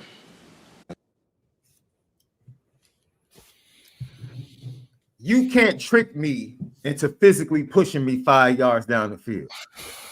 So you mean to tell me the guards, offensive guards, and centers tricked you into being 4 yards off the ball? They didn't push you 4 yards off the ball. They tricked you into it. They tricked you into that. They tricked you into physically being dominated for 4 quarters. You couldn't stop them on 2nd and long from running, and you couldn't stop them on 3rd and short and 4th down. But they tricked you. Okay. All right. They tricked them, Left. That's how Northern Illinois. Which one is it? They tricked you, or they're a really good team? They tricked us, but they got a really good front and a really good running back that's going to be playing on Sundays. Which one is it? Because you contradicted yourself in the same statement. You can't say, well, I'm not trying to be mean. You're trying to be condescending. And you said that to make sure it didn't come off as being condescending to Northern Illinois. They tricked us. They ran stretch. They tricked us. That's how they run for 190 yards. But on the other hand, they got a really good offensive line and really good running back that's going to play on Sundays. Young man, which one is it? Which one is it? You can't play the political game here. Either they kicked your butts or they didn't. Don't say, well, they tricked us. They're really not better than us. But on the other hand, they're really good. Not buying that. We're not buying that. I'm sorry. This fan base is far too intelligent for the things that were conveyed after this game. There was a lot of arrogance, hard hearts, and very little contrition for embarrassing the program and embarrassing the fan base at home. Very little contrition.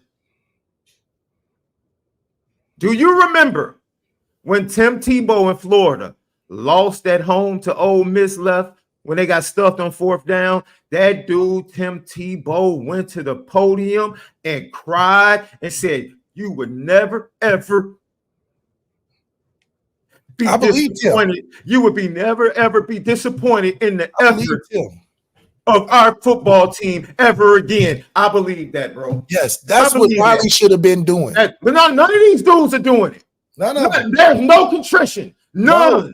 They like, we got a long season. It's arrogance, hard-heartedness. How dare you all say we suck? How dare you all feel the way you feel? What?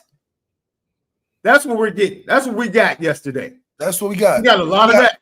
The fans got blamed for being upset at the performance that was very lackluster. Yes. And that's our fuel.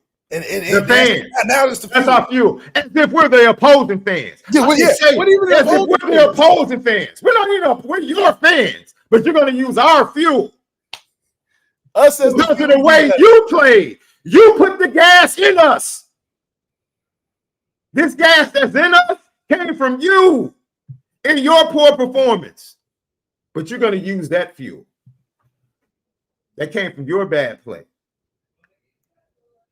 Okay. Okay, yeah. All you can say is okay. Like, what are we talking about?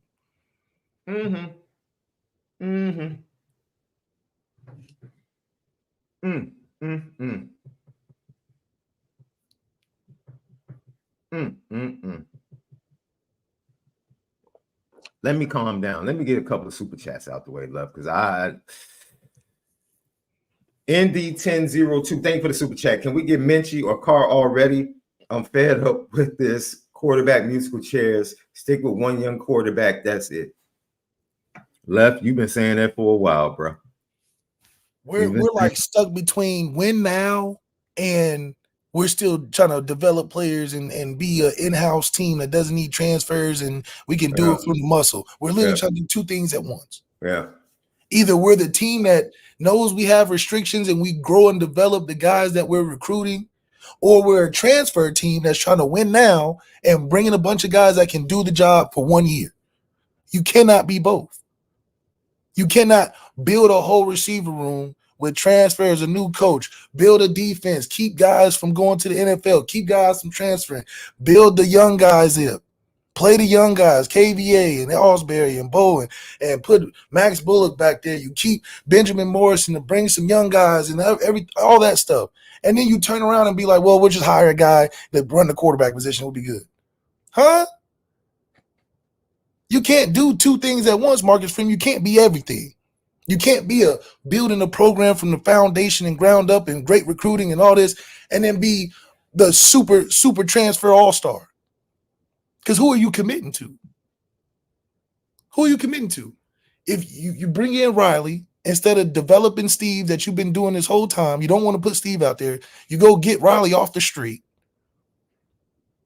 You usher him in as a captain, as the leader, as the New York Stock Exchange thing. He's doing all the interviews, and then you give him a third of the reps in practice. Because you competitive. Everybody's got to be ready to play. You team foundation, we strong it's two different ways. If you were doing it to build the program up, foundation, physical, tough identity, then put Steve in the game. If we got to win a championship right now, I'm trying to, whatever, third year, be impressive, get all the transfers, rock with Riley, and make it about Riley. You can't do both. Because now you're stuck being like, it's preparation. We got to figure out what to do to get ready for games. That's pitiful. And I'm not, like you said, we don't believe you. At this point, we believe you don't know what to do. Because you done said everything. Until we see change behavior. Because what do we say? There's no excuses. Words mean nothing now. Words mean nothing to this fan base right now. What did we say before the season started? This was the one season where there was no excuses for Marcus Freeman. None. We don't want to hear. You should have known that before we got into this first game. There was no excuses that we are hearing from you, Marcus Freeman, because everything is in front of you. The weakest schedule in about 10 years. Softball games all over the place. You got I guess not. No, not anymore. A weak schedule. Not anymore. If we lose to NIU, it's no telling who we could lose to on this schedule. Absolutely. Ain't no telling. I can't even say like you said, I'm nervous about Purdue, Miami of Ohio. Steph, I said this yesterday. This is dangerously close to being 2016 all over again. Oh, easily. We can be a 4-18 quick. Oh, it's dangerously close, ladies and gents. And it'll be closer to 4-8 if we continue to play Riley. That's number one. If we continue to play Riley, we'll be 4-8 before Marcus Freeman might not make the rest of the season if we keep Riley Leonard in that game. So this is what happens when you build yourself up and give yourself no outs. You gave yourself no outs getting Riley Leonard as a transfer quarterback. How many times did I say that on the podcast? How many times did I say you are setting this up for complete in total disaster or complete success. Getting Riley Leonard signified to college football, to Notre Dame fans, and to everybody that's watched that we are going to win a national championship. That's what it signified. Because that's what you were guaranteeing over development in your quarterback room, over a 3-year program you've been building, over all the things that you've been implementing in terms of identity and physicality, this, that, and the third. You cheat the process, and now you have no answer. You have nowhere to go to, and that's the issue. So, because there's no excuses, it makes it hard to sell any of this coach speak when you go up to the podium and talk about we got to prepare. I don't want to hear that. Man, super chat. Eric Santini, thank you for the super chat. If you start CJ or Mitch and they don't light it up, then what is the difference between that and 0 passing touchdowns in 8 quarters? Iowa 2.0. Do you realize Notre Dame is one of only 5 teams in all of college football that have yet to throw a touchdown pass in 2 games left? I just thought I'd point that out. I'm not surprised. They're in the same territory as Northwestern, bro. Oh, it makes sense. We get half of their recruits every year. Shit, we close in proximity. Maybe some of that rubbed off on them and it rubbed off on us. Shit. Taylor, thank you for the super chat. I disagree on Denbrock. If he had won that game, 0 chance. We learned a lesson. Marcus wouldn't have, probably still won't, but at least a chance. Thank you for the super chat. Well, we got lucky. Based off of what we saw yesterday, we got lucky first game. Yeah. The Spanky 412, thank you for the super chat. I'm 35 minutes behind, but I'll co-sign what Sean said. Kelly created 2016 screwing you. I said to Brian numerous times, if you don't go down, we're playing for it in 15. That locker room speech you gave was Tebow James love.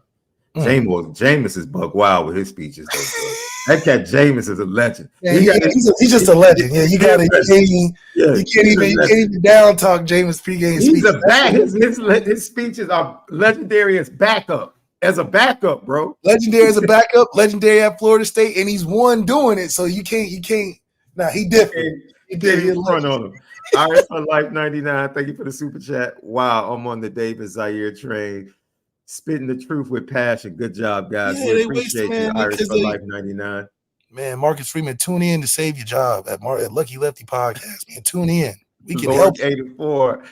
Thank you for the super chat. Why didn't we try to get Cam Ward? Don't tell me they thought Riley Leonard was better than Ward. Indy should never be your first coaching job. We talked about this when I came back from the assistant athletic director's presentation. Remember I told you. I said, what's his name again? Say his name for a lot. Brian Apache or something like that. Brian something. I asked him again. I said, hey, what's the underlying policy of recruiting in the transfer portal? He said, we are very strict. Marcus Freeman knows exactly what we got going on. We care about education first. And if they don't meet these strict standards, he said Marcus Freeman don't even have conversations about it no more. He just knows what he say. He knows what he got into, or he knows what he signed up for. So under those pretense, yeah, Cam Ward wasn't even a thought. Like, he wasn't even on the board. What are you talking about? It was only probably Riley Leonard and some kid from Austin Peay or some out of nowhere school. You know, we love to just bring these nobodies in. So, but those are the ones that fit under the request. Cam Ward didn't even get a call from us. Not even Austin Peay, bro. Cam Ward didn't get a call from us, just like Caleb Williams never got a call from us. But you know who will call? Keaton Slovis. we burning down the man's cell phone line. He in there working out, trying to get right. We disturbing his workout. Hey, what you think coming over and stinking up this joint? What you think you want to stink up this joint over here? I know we just smacked you. Yeah, but come join us. That seems to be a trend. We just took Riley out the game, and we said, "Hey, man, we feel bad, bro. Let's go ahead and get you drafted. You know, expectations are low. You can come right in because we clearly act like we have nobody else. But then at the same time, we're only going to give you half of the reps because we want you to compete for the job. Like, it's just crazy shit. Why is he competing for the job? That's stupid. What'd you bring him for if you want him to compete for the job? That's first thing. Second thing, you paid $2 million. What are you competing for? Give him the reps. You hurting yourself. You shortchanging yourself. Trying to fake like you doing competition. And I feel bad for Kenny Minchie's mom. Because Kenny Minchie's mom called us just trying to figure out what was going on. And to be honest, I thought I knew at that time. I thought I knew. I could give her some good advice. She's probably watched these first 2 weeks and been like, what is going on? So, I think at the end of the day, man. And Nick, thank you for the super chat, man. Josh Heupel did it the right way. Didn't buckle under pressure. He let Nico develop and roll with the punches. And Milton, he could have gone to the transfer portal last year to get a quarterback. Marcus could learn from that. Nobody could have learned from Dabo Sweeney. Everybody in the world knew 2024 it was Nico's program. Everybody knew. He could have learned from Josh Heupel, Dabo Sweeney. He could have learned from hell. The only two people that really messed this up this year is Florida State, obviously. I don't know what recruiting evaluation they got down there. And Notre Dame. Everybody else did it right. Oh, we're just going to go with the guy we developed. We're going to go with the guy that's in-house. We're going to go with the guy that we know that knows what's going on. We're not just about to take a stab in the dark because we're serious. Ole Miss kept the same guy. As much as they got spanked yesterday, Sharon Moore's like, I'm riding with these two dudes because I got Brady Hart coming. He ain't gonna go. I bet you Michigan don't go to the transfer portal. I bet you. Sharon Moore's like, yo, on the day I got spanked by Texas, I got my new contract signed, and Brady Hart is coming. I'll take this. I'll take this year. Man, we cool. We'll take the beating this year because you best believe we have our quarterback coming. Because they believe in development. Marcus Freeman halfway believes in development, and then they'll say, let's go to the transfer and get the first thing hot. The first thing smoking, let's go get it. Marcus Freeman. Why spend that much attention on that when you already got it hard enough getting guys there? Less is more at this point for you. You're like an over-recruiter. You just taking anything that comes in Notre Dame. Maybe we don't need anything that wants to come. And then to compound it, Left, you're having a really bad recruiting in 2025 at the wide receiver position, and you compound that with a quarterback that can't get the ball to the receivers that transferred in, so you're not going to get transfer wide receivers next year. And you don't have a good class of receivers coming in next year. So now what? What's the wide receiver room looking like next year? It's crazy. It's a crazy. Jacob Watson, thank you for the super chat. You guys have seen them practice.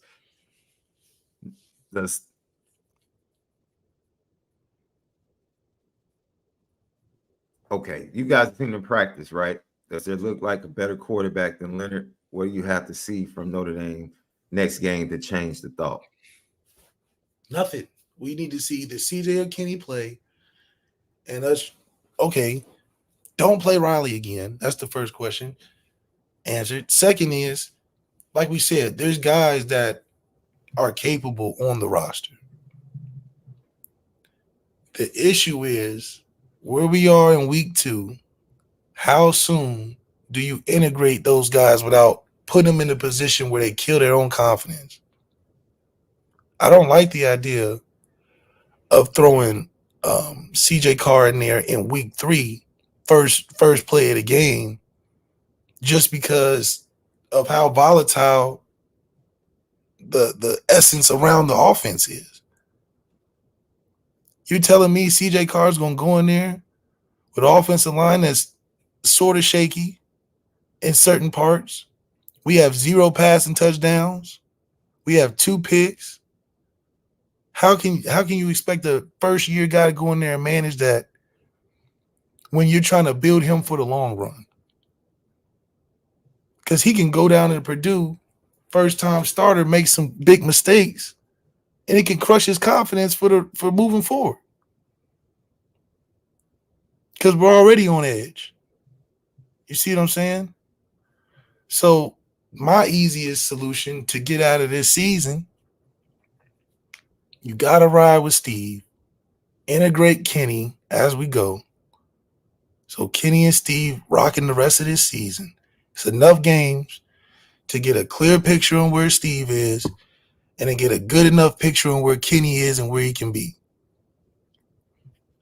You can find out in this season if you can move forward with Kenny or Steve, which will be great because then Gino Caduli can actually do his job. Gino Caduli can sit there and be like, look at what we're doing with our young quarterbacks and how you can come into the fold. You can't, it's just hard to base a lot off of a guy that just got here. That's not sticking with recruits. That's not sticking with receivers that are complementary to that position. Because even if he was balling, he's a one-year guy. So what receiver is going to look at this season and be like, man, I can't wait to play with Riley. He's not going to be there next year. At least give recruits the chance to see what's on the roster that's actually there, not a guy we're getting from another school. Hell, Utah, I think, is consistent because, hell, look at how they practice. They keep Cam Rising for 10 years. The most medical red shirts. And still keep putting him out there. He got hurt last game. They still put him out there. Anytime he's healthy, they throwing Cam in there. They are committed. They ain't going all around the world trying to get transfers. They said, we're going to run Cam until he run out of years. And then if his backup needs to play? And then the backup needs to play, well, the backup's going to play. And look, now they got all types of guys on the roster with game experience because Cam is an injury-prone guy, which – knowing Tyler Buckner, we should have been getting Steve Angeli ready then. Oh, if they keep running Riley, he's going to get hurt. He got up shaking his head yesterday. He was holding his arm. He's going to get injured. They keep running. So it's like, why are we not putting – that's what I'm saying. Where's the urgency and the foresight to be like somebody else got to be ready? Because if you keep going how you doing, Steve is going to get worse and worse and worse because his attitude going to get fucked up. No, I think Steve, the type of person he is, I think Steve is just waiting. Man, Steve is like Obama after 4 years. Let me tell you this. If Steve, I fully expect if Steve gets an opportunity, I fully expect Steve to be locked in to take full advantage of his opportunity. Yes. To stick it to cats. That's what I expect. I could be wrong. Because the talent is the talent. And he might not be able to do certain things. We know that. But Steve has handled this entire situation with the class that you would expect a young man to handle it. SW2205, thank you for the super chat. How does J Love disappear 2 games in a row for at least a quarter? Makes big plays and they sit him on the bench, complete malpractice. I agree. No fight back from me. None. Will, thank you for the super chat. I really want Freeman to succeed, but I feel like he is in way over his head. In my opinion, he should have been the head coach at a program with lower expectations first.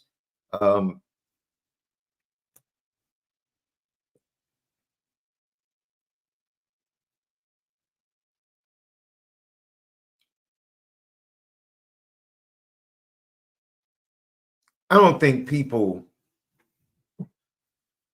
even if he does not succeed, Notre Dame needed Marcus Freeman because the brand was trending downward.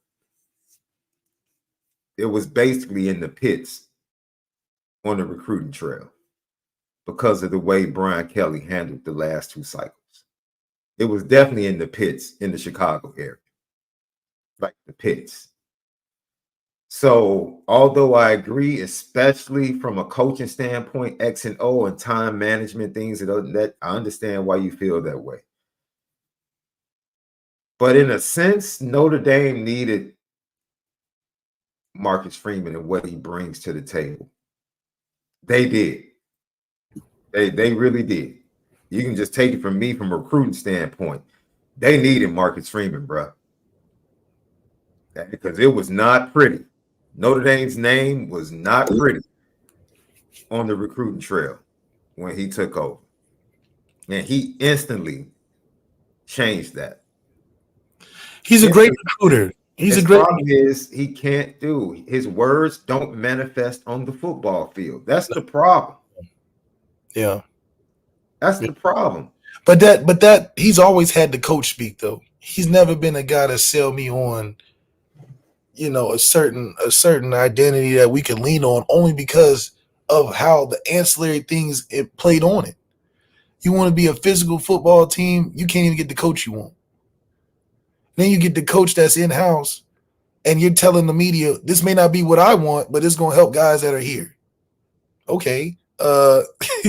You say guys that practice well are going to play. But then we put guys in there that's not doing well. We don't see the guys that in practice that we're excited about. So shaping, I think he does everything face value the right way. But there's a disconnect between his understanding with the full dynamic of the team and the quarterback. I really think his misunderstanding of the quarterback position is why he's in this position now. Nowhere in college football that for teams that are worth a damn, teams that are going to be in the playoffs, go into seasons without a quarterback. As much as we talk crazy about Michigan, they had a quarterback, 63-3. I mean, was he talented? Didn't matter. 63-3 mattered. So you can win with that. How are we a top 12 program and we can't put a finger on who the quarterback is? When Florida State had a quarterback, they were good. When they don't, a year later, they're really bad. When Ohio State had quarterbacks, no doubt, no question, best team in the country, if not one of. Without a quarterback, go on down to Texas. When has Texas ever been relevant? When they start getting a quarterback. Washington, Michael Penix. Nobody was talking about Kalen DeBoer until Michael Penix got there. That was so good. It elevated Kalen DeBoer to Bama. You have to get. This is sports, bro. You have to get the quarterback position right. Lincoln Riley is only successful in college football because he gets one thing right, and that's the quarterback. Facts. If he doesn't get anything else right, he's gonna get that quarterback right. Forget program builder. He don't want to be no program builder. Nobody was even thinking about Miller Moss. Nobody. But Caleb was there. He get the quarterback right. He said, "I get one position right." Man, y'all can kiss my butt about my defense, but I tell you what, we're gonna score points every year because I care about one position. Saban. What extended Saban's career for another decade? Decade full of quarterbacks. Mm-hmm. The only person it doesn't work for, I wouldn't even say it doesn't work for. Hell, Georgia.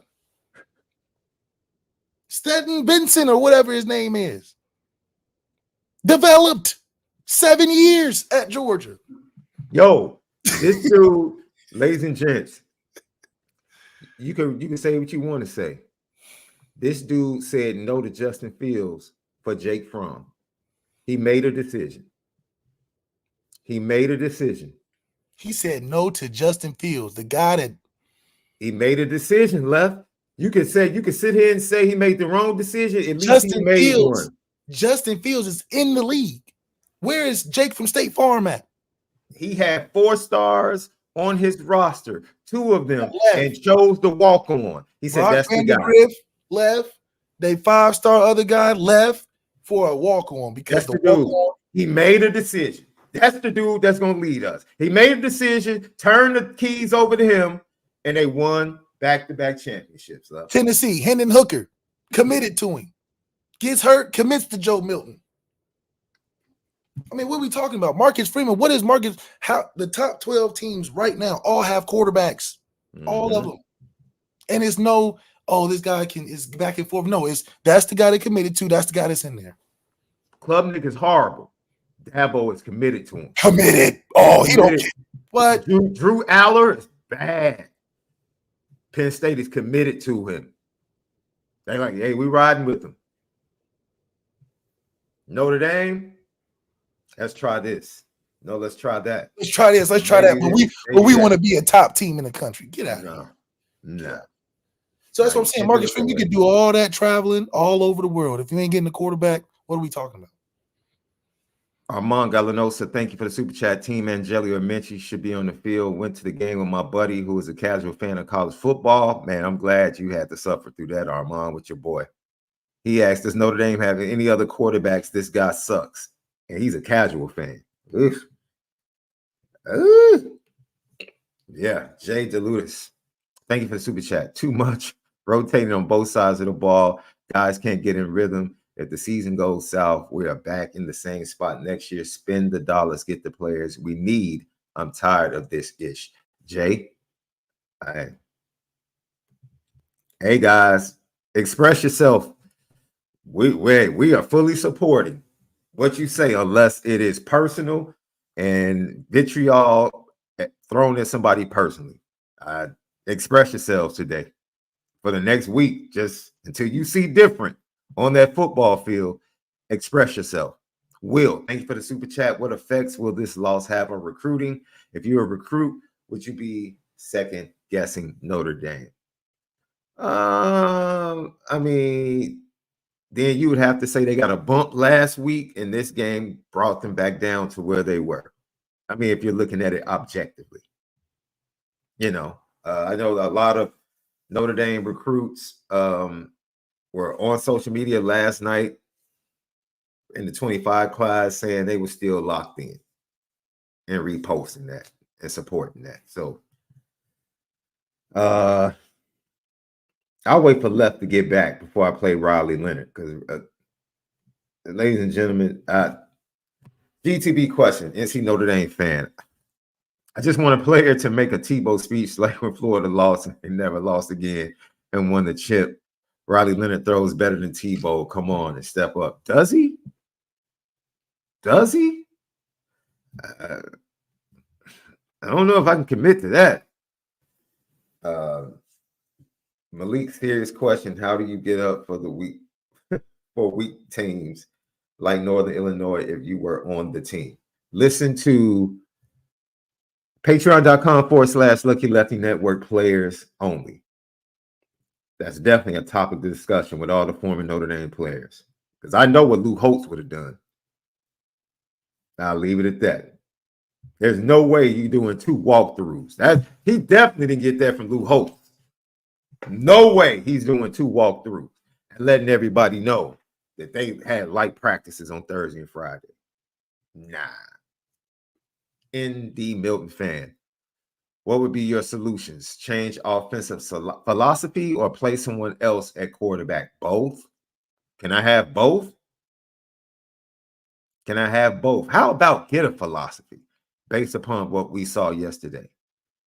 Are we going to run the ball and center on our running backs and play off of that?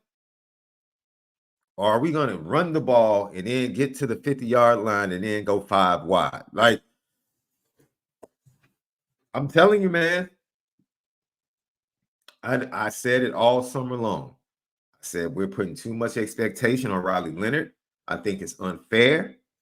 I don't really think he knows what he's getting himself into. I also said, look, if he hits, Notre Dame's going to put up points because of the talent they have at the skill position. If he doesn't, it's going to be a problem. Next week, if the coaches are truly being honest with themselves, there's no way next week should not be a determining factor on the future of the quarterback position at Notre Dame. There's no way after these first 2 games. No, you cannot go into that Louisville matchup with just about every former player coming to town. You cannot go into that Louisville matchup with this quarterback situation the way it is. You cannot. You cannot.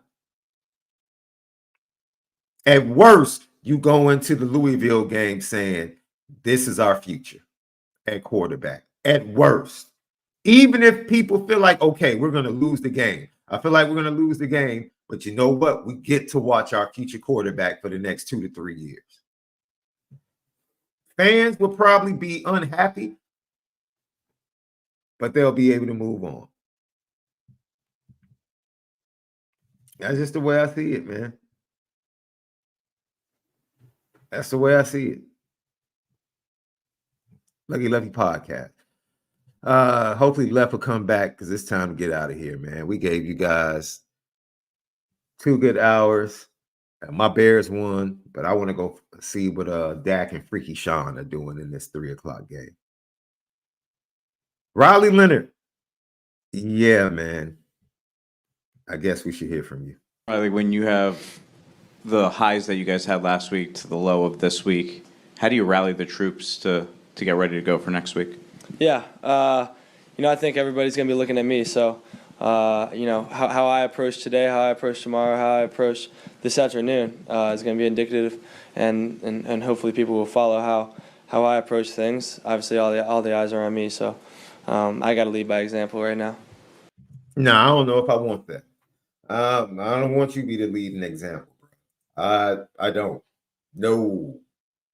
The leading example of what? Not being prepared, not going through your progressions, Bo Collins pointing out, not sweating you, struggling with progressions. No. Nah, man.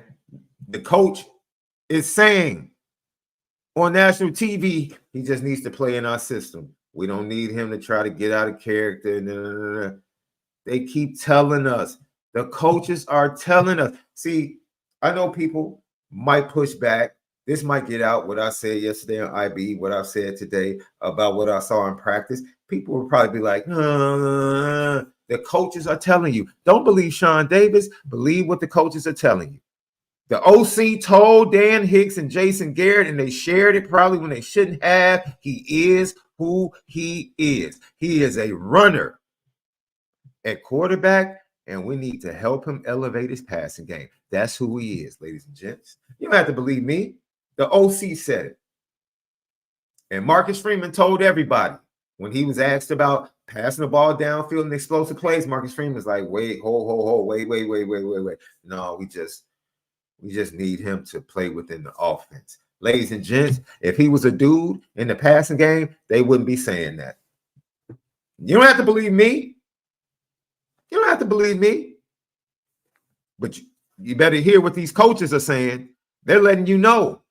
And if they continue to roll with that, that's a huge problem. That's a huge problem. The players, look, forget this. As a player, I would be ticked off. I would be ticked off in that locker room as a player, knowing what the other 3 dudes can do. But you keep running him out there, yeah, I would have a problem as a player. I would stay locked in, but deep down inside, I would have a problem. I would have a serious problem. Super chat. Thank you, The Hook. Thank you for the super chat. Is there any team left on the schedule better than Oregon State last year in the bowl game? The Hook, that's that super chat right there. Steve Angeli could have won that game yesterday, bro. Listen, I've been saying Steve Angeli can win all these regular season games until we get to the playoff. Yes, you have. Yes, I have not lied about that. I kept telling you, what can Riley do in a game that Steve can't if we can both win with both guys? He beat Oregon State. Now remember, y'all trying to discredit that win. Oh, they didn't have this guy over there. He won the game and we scored double digits. Handedly. So I think that running the ball has to be a staple. Not playing Riley Leonard anymore has to be a staple. Finding a way to connect the fan base to the team again has to be a staple. Because right now, your coach speak is distancing us from the team. Your decisions on playing guys are distancing the fans from the team. And then the players making these crazy type of excuses, blaming the fans that's cheering them on when they stink. So it's too much. This is real time. I just got a text. did you guys really say on your show that Steve Angeli should start? I said, dude, what? Yeah, somebody on the board said you guys said Steve Angeli should start. See, that's that clown stuff, bro. That's that clown stuff. Don't mistake. We flat out said CJ and Kenny are the only saving grace right now. Left flat out said, if you're going to move off of Riley Leonard, you wasting time starting Steve now. Yeah, it's wasting time. Malik said start Steve in the off season. Stop lying. Stop going to other boards lying on us. Stop. I said work Riley Leonard in as Steve is the starter because this was before the season. Before the season. Y'all call me a hater. Y'all Yes. call me all type of, oh, you're bitter because you start talking about my playing career. It's like, bro, y'all did everything y'all could to down the truth that the only way it could work with a guy that's not ready is to put the ready guy in there and supplement the non-ready guy with packages. Yes. Instead, that's his feeling. Yeah, and they'll say, forget Steve altogether. And as someone that disagreed with him before the season, Riley Leonard hasn't showed me a thing. Nothing. So I'm not about to push back on what he said before the season. Riley Leonard hasn't given me any reason. If you're still rocking with this dude and giving him excuses and want to blame everybody else for the performances, oh, it's the offensive coordinator. Oh, it's Marcus Freeman. But how do you throw the ball 5 yards behind an open wide receiver? That's Marcus Freeman? We're averaging 3 yards a pass. We're averaging 3 yards a pass. Stop. NIU averaged what, 9 yards? That's the stuff, dude. I'm not about to sit up here and argue for something that's obvious. If people don't want to be honest about what is being seen that showed up in the fall practices, that's on them. That's fine. I'm not doing that. If they don't want to listen to what the coaches are saying, the OC literally told people he's a runner. He's a runner. If y'all want to keep trying to hype up Riley Leonard, go right ahead. Yes, Malik has been saying from day one, before spring practice, dude, start Angeli and set the table for these two youngsters. Now we got to go through another competition between Steve Angeli and the youngsters. For what? Yeah, because you don't know what you got. Because you don't know what you have. Watch it. It's going to be the same thing. So, yes, play Angeli and set the stage for your youngsters. Yes. Don't go get Riley Leonard. Because if you mess this up, CJ Carr is not going to be there. You mess this up, damn near Deuce Knight's on his way out. Yeah. So yes. Now stop trying to take excerpts of what he said and run to a message board to make it seem like we don't know what we're talking about or Left doesn't know what he's talking about when what Left said the entire offseason has manifested itself. That's not true.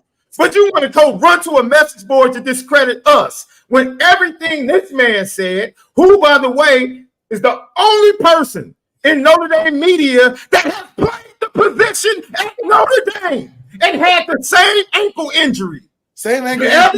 Everybody else is smarter. Everybody else knows better than him. I'm a hater. He's a hater. Yeah, you're a hater. You're a hater. You're a hater. Man, stop, man. Stop. Yes, he said play and start Steve Angeli before Riley Leonard showed up. He said we don't need him. I said we don't. I even said we didn't even need Riley. He said that. Don't misrepresent what we said today. Don't do that crap. Y'all really got mad at me when I said I stay quiet. Dude, we've been called racist, all types of crazy stuff. All types of crazy stuff, dude. No, I'm not playing that anymore. Don't do that. Nah, bro. Don't do that. Nah, bro. Don't run to no message board misrepresenting what we said. Don't do that crap. So I'm like, man, tell the truth because if you're gonna disagree, at least tell the truth. You can disagree all you want to. Tell the truth. Just tell the truth, bro. No person said start Steve Angeli today. No one said that. We literally said the only way you can get out from under this is starting Let it young dude. CJ or Kenny. That's Period. it. The window for Steve passed. I told y'all that the window for Steve passed when You said that today. When I was begging for y'all to start this man before. Because think about it. Y'all shitted on Steve with the decision to make Riley Leonard a captain and start him and not even play Steve. Steve tapped out. The window to play Steve is for what? Because at this point, I'm thinking long term. Steve is his last window anyway. And what are we going to play Riley for? Riley's done. Riley is done. That's the first and foremost. Riley has to be done to save Marcus Freeman at Notre Dame. You made that crazy decision to force him to start, crazy decision to force him to be captain. Now you have to make the better decision to stop playing him. They're trying to bring the old SD2 mics back, bro. You're back. No, I'm not gonna allow it to happen, bro. I'm not allowing it to happen. Allow it to happen. I'm enjoying the new and improved guy. Brian Haddon, thank you for the super chat, man. I could have been defensive coordinator yesterday for NIU. Basically, whatever running back was in their game tells you what Notre Dame was doing. It's hard being an ND fan. Brian, yeah, bro. Like I said, we're here for you guys, man. I understand. Get it off. Get it all off this week. Until you see change behavior, get it all off. Super chat. Not to sound cold, but someone needs to rip that C off of Riley's jersey. Unless that stands for coward. He didn't earn it. Man, that's tough. That's tough. I mean, That's tough. Irish for Life 99. That's tough. I just think it's unfortunate that we're forcing that situation. Like, come on, dude. This is Notre Dame. We've been around since 1800s. What in the world type of kid is this coming in on 2-month consignment to earn a tradition of being a Notre Dame captain? Like, let's be serious. This is Notre Dame. This ain't these other schools.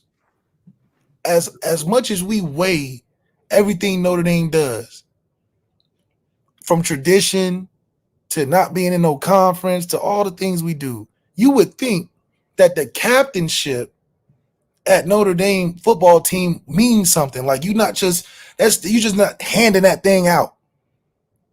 So there's no justification.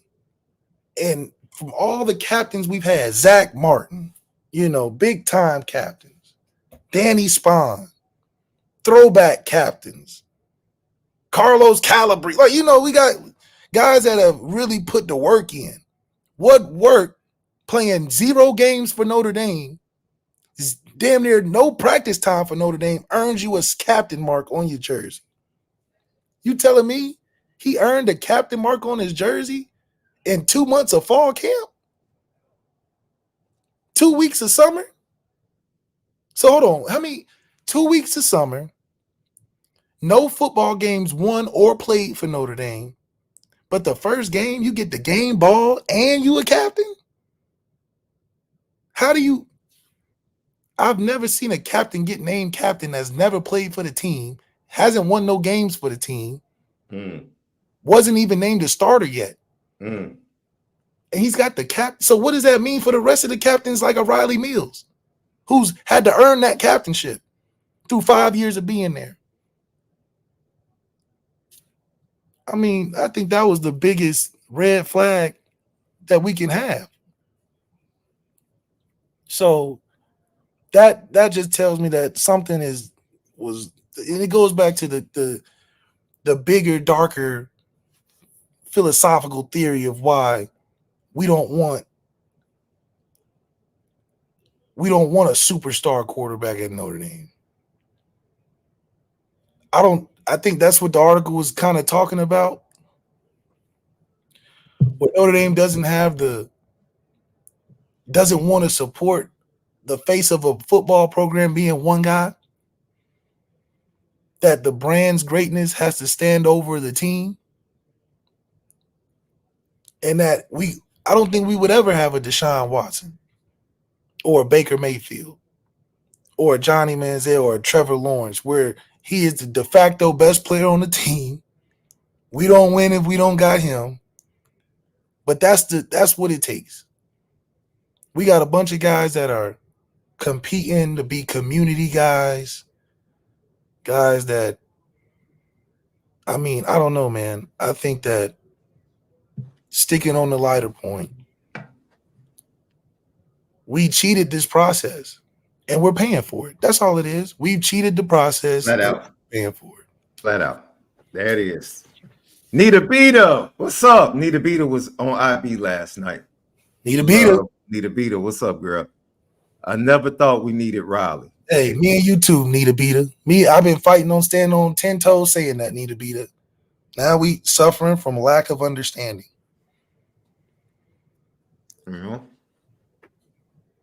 that's the crazy thing, Ryan Loftus. This is the crazy thing. The team voted. That's so. What was sold to them? Starting quarterback. Yeah. I mean, shit, if we ain't got no leaders other than the guy that came for 2 months, then that tells you why we couldn't overcome the game yesterday. Because the leader y'all put a captain chest on was talking about is my bad. What do you say? Bad feet, bad eyes, bad ball, bad dumb. Oh my God. What are you talking about? I didn't even want to play that clip. Bad feet, bad eyes, bad feet, bad arm, bad shoulder, bad, what are you talking about? Yeah, he left out the arm. He left out the arm. Don't forget the noodle. I'll play it again. This is what Riley Leonard had to say. So Left can respond to it on the way out. When you have the highs that you guys had last week to the low of this week, how do you rally the troops to get ready to go for next week?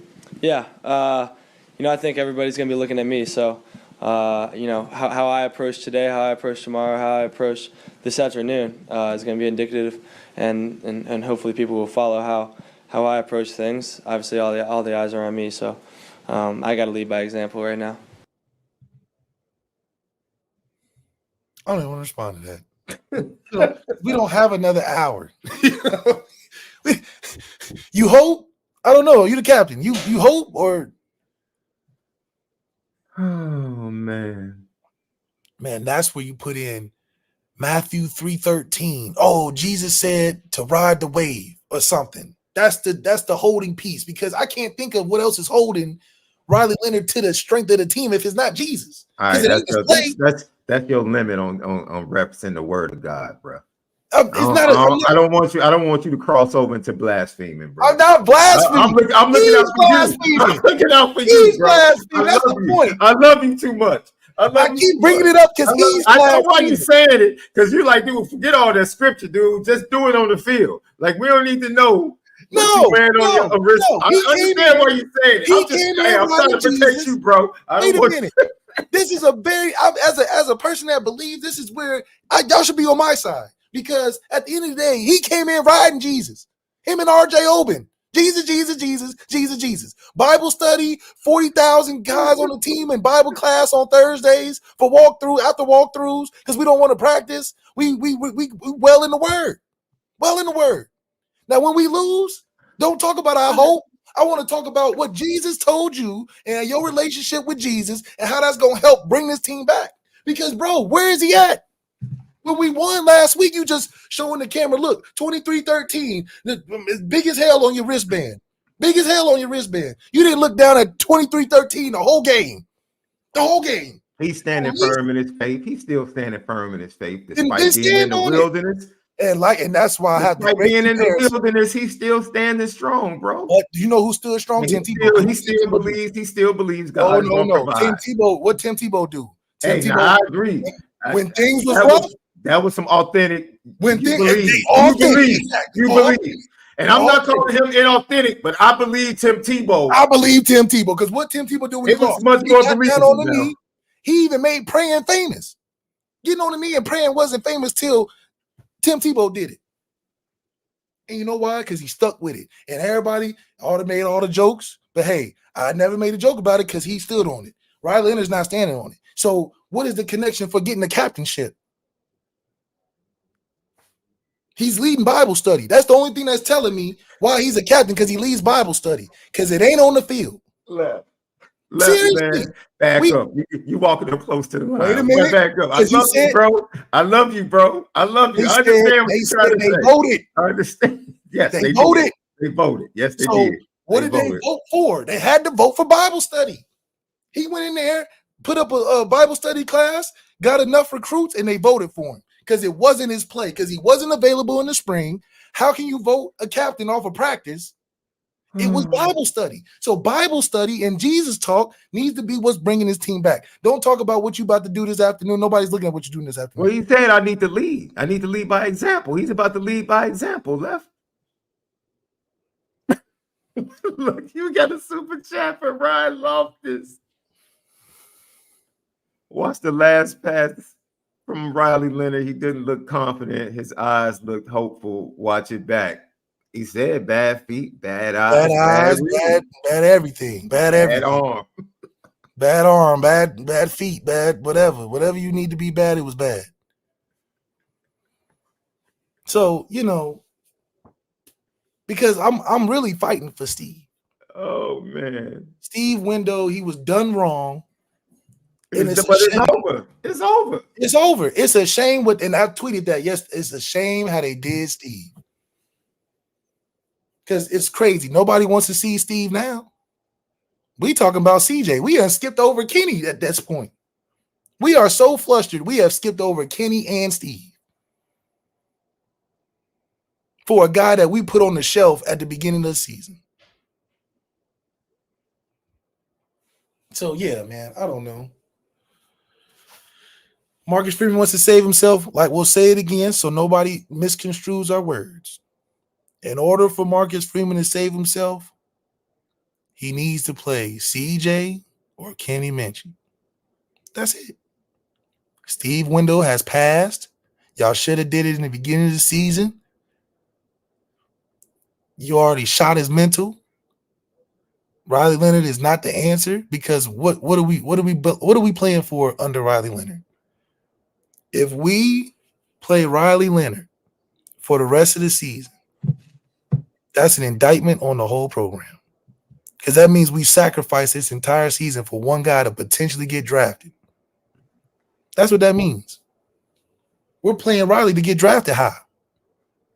If we keep playing him, we're not thinking about the team. Oh, man. Lucky Lefty podcast. We get out of here with Malik's 3 keys recap. Nothing to say. They were 0 for 3. The 3 keys. 0 for 3. Like, Jeremiah. Well, no, I take that back. I think one of your keys was Jeremiah Love. One of your keys was the running backs, and Jeremiah Love showed his tail yesterday once again. And we stopped letting him show his tail, which is crazy. So I expect Ryan Walters, who was the defensive coordinator for my Illini 2 years ago, when they were a top 10 defense and top 5 against the pass, with all of those NFL secondary players, is now at Purdue, and I guarantee you they're going to play man-to-man. Yeah. Safeties 8 to 10 yards from the ball and dare Riley Leonard to beat them. Yeah, that's it. That's it. And that game plan, they just dusting out of the closet. The Notre Dame game, the master game plan for Notre Dame, they just dusting that out the closet. We're gonna go back. That's the same game plan that Jim Coletto used. Jim Coletto used this. 9 in the box, man-to-man outside. Let's play. We don't care what you do because you ain't going deep enough. Oh, man. Hey, guys, we love you. We appreciate you, man. Patreon.com/Lucky Lefty Network, the Lucky Legends podcast, and also the Players Only podcast with their game recap and preview of Purdue will be dropping Monday, Tuesday, Wednesday. We drop the audio first and then drop the video the next day. Patreon.com/Lucky Lefty Network, man. For Left, SD2 mics. Enjoy the rest of your Sunday and have a blessed evening and work week. We'll see you back here tomorrow for an early edition of the Lucky Lefty. I don't even know if we have anything left over. Oh, yeah, Marcus Freeman speaks tomorrow. Okay. Again? Oh, he's making it tomorrow? Okay, let's go. He speaks tomorrow. So, yeah, we'll talk about Marcus Freeman tomorrow. My dog made it to Monday. Woo. I didn't think he was gonna make it to Monday, boy. Yeah. Okay. As always, we spit it different.